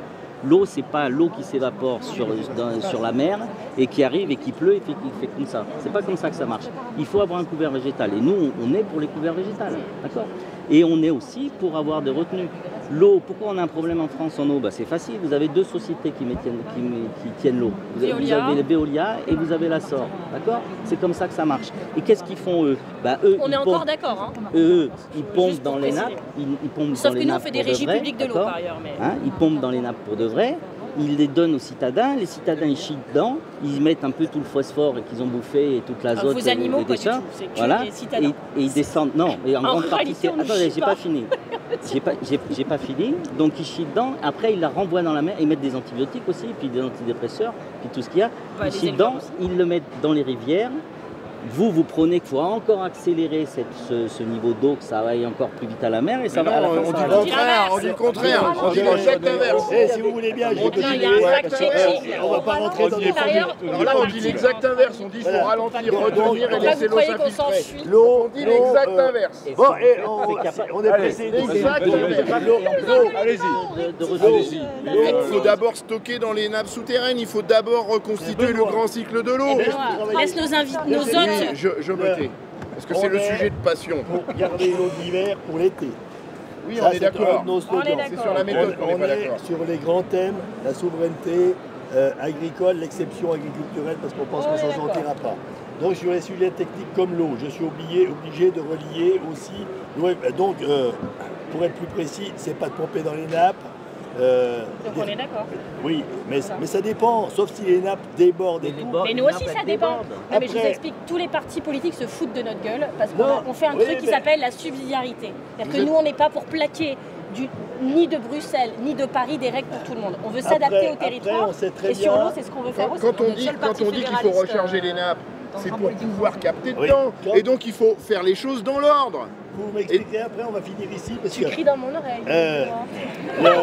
Après, les secteurs où il y aura beaucoup moins d'eau, on sait très bien que l'agriculture devra s'adapter. Exactement. Donc on n'est quand même pas complètement... Et vous savez mieux que personne d'ailleurs. Alors on va venir sur l'OFB.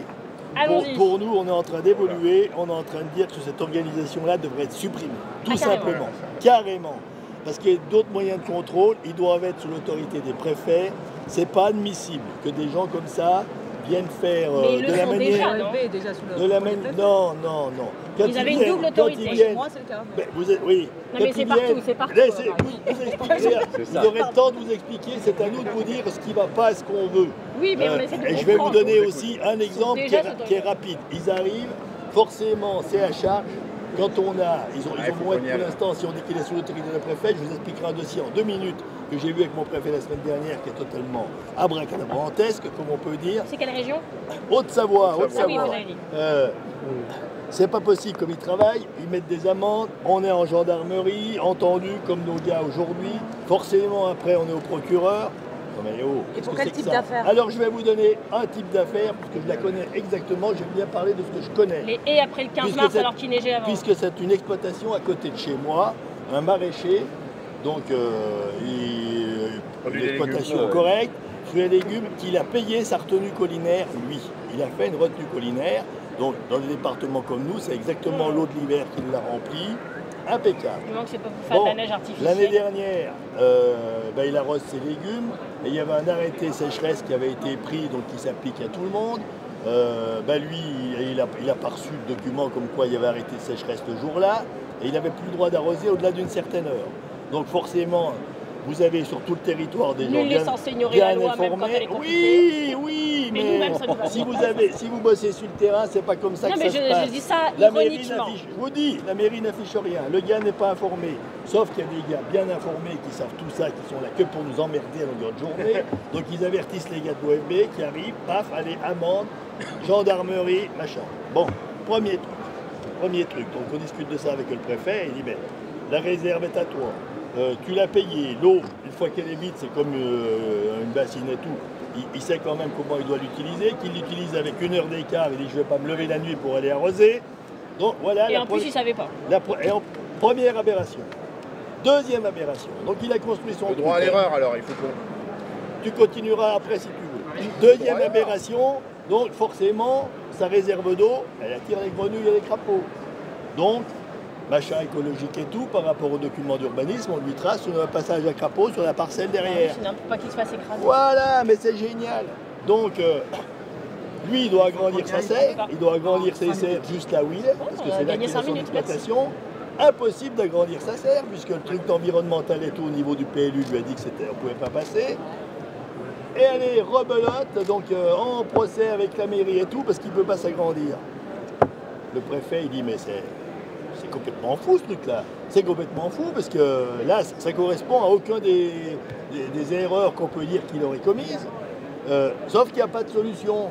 Alors lui, il a dit, ça ne va pas être compliqué. Je vais boucher mon lac parce que je vais toucher tant par mètre cube de renvoi puis je vais en faire un ailleurs. Non mais oh, c'est où, le bon sens? Alors ça, il faut que ça s'arrête, on n'en peut plus. Oui, mais est-ce que vous comprenez que... Oui, pour l'instant, vous êtes là pour nous aider, mais en sens inverse. Non, mais est-ce que vous pouvez comprendre? Alors, on va demander d'amener tout le monde autour de la table et on va avoir des responsabilités de chacun. Non, mais les règles... Non, mais moi, c'est comme... Écoutez, c'est comme dans le Pas-de-Calais, quand on me dit, il y a les écolos qui ont fait un truc, je dis, c'est qui le nom du gars qui a fait ça? On me dit, c'est l'Adréal. Mais l'Adréal... Mais l'Adréal, c'est quoi? Les écolos, c'est l'État, monsieur. C'est l'État. Parce qu'il ne faut pas couler rien du tout, parce qu'il ne faut pas enlever un arbre dans la mais à quel moment on n'a pas le pouvoir? Mais on n'a pas le pouvoir. On n'a pas le pouvoir. Si t'es paysan et puis que tu travailles, moi je me suis fait emmerder pour couper 3 arbres. On est d'accord. Non mais il y a par exemple une règle que je trouve aberrante, c'est sur le taillage des haies ou après le 15 mars pour les périodes de nidification. Ça peut être vrai, ça peut être vrai. Cet hiver, on n'a pas pu aborder une haie avec le Non mais vous êtes en montagne, évidemment que le 15 mars, quand c'est de la neige partout et gelé, un, il n'y a pas de nidification, et deux, vous n'avez pas encore pu tailler. Il faut en arriver là pour comprendre. Mais nous, on l'a compris longtemps. Ceux qui écrivent ça, c'est pas des vrais écolos. On n'est pas ministre, on n'est pas président. Ça serait beaucoup mieux si on y était d'ailleurs. Vous mettez des agriculteurs et la Ligue de protection des oiseaux, ils se comprendront beaucoup mieux que si vous mettez des normes absurdes de l'État au milieu. Beaucoup mieux. Parce que les normes de l'État conçues à Paris pour s'appliquer partout uniformément de la même manière, ça ne peut pas marcher. Pas en matière de biodiversité, parce que les territoires sont différents, les précipitations c'est différent, la biodiversité c'est différent, et donc nous on veut faire des choses de bon sens. On est d'accord là-dessus. On en a ras-le-bol. En plus, non mais on en a ras-le-bol qu'en plus ça se termine par être de notre faute à la fin, alors que jamais on n'aurait fait comme ça. Jamais. Bon, nous, la biodive, on sait ce que c'est. On peut dire que c'est bien qu'on vous nous mettez dehors. Ça y est, on est d'accord. Non, je ne veux pas. On a récupéré 5 minutes de plus, j'ai fait comme ça. Il faut quand même qu'on arrive à conclure.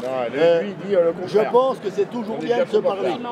Même si on a des désaccords, parce qu'effectivement, en vous expliquant beaucoup mieux, et éventuellement en venant chez nous, par exemple sur les loups, tout ce que vous Mais moi, je serais avec plaisir si vous avez des positions qu'on ne peut pas supporter. Mais vous savez pas quelles sont nos positions, par exemple. Non, parce que sur le... Non, mais monsieur, quand vous dites vos amis, monsieur, on vous a pas... Il y a des choses qui se disent de nos positions qui sont... En fait, on vous a pas jugé. Non, pas moi, dis-moi pas ça. Non, mais est-ce que nous, on est venus en vous disant vos amis, on sait même pas qui c'est d'ailleurs, et vous dites vos amis. À nous, quand on parle des verts, on parle des verts. Voilà. Et alors, vous faites de la stigmatisation. Quand on parle des jaunes, on parle des jaunes. nous stigmatisez et vous nous amalgamez, on a horreur de ça. Mais sur le loup, Marie, elle est bien placée pour le savoir, elle travaille dans la Drôme. Évidemment que c'est un sujet, nous on veut trouver les solutions ensemble. Mais ce qu'on sait aussi, sur les tirs par exemple d'effarouchement, un loup qui a un tir d'effarouchement, il va communiquer à ses copains que là il y a un danger. Un loup qui est mort, oui mais un loup qui est mort, il communique à personne qu'il y avait un danger vu qu'il est mort. Et deuxièmement, quand vous éclatez la meute, vous savez aussi que des loups, quand la meute est éclatée, s'en prendront beaucoup plus à des c'est pas pour ça qu'on est blessé. Un bon loup pour nous, c'est un loup mort.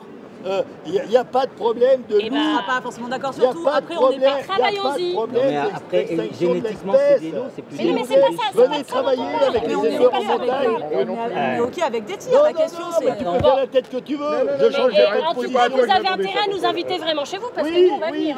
Oui. Est-ce qu'on peut venir? Mais bien sûr. Eh ben, je vous laisse ma carte. Et j'ai intérêt à être invité dans la semaine.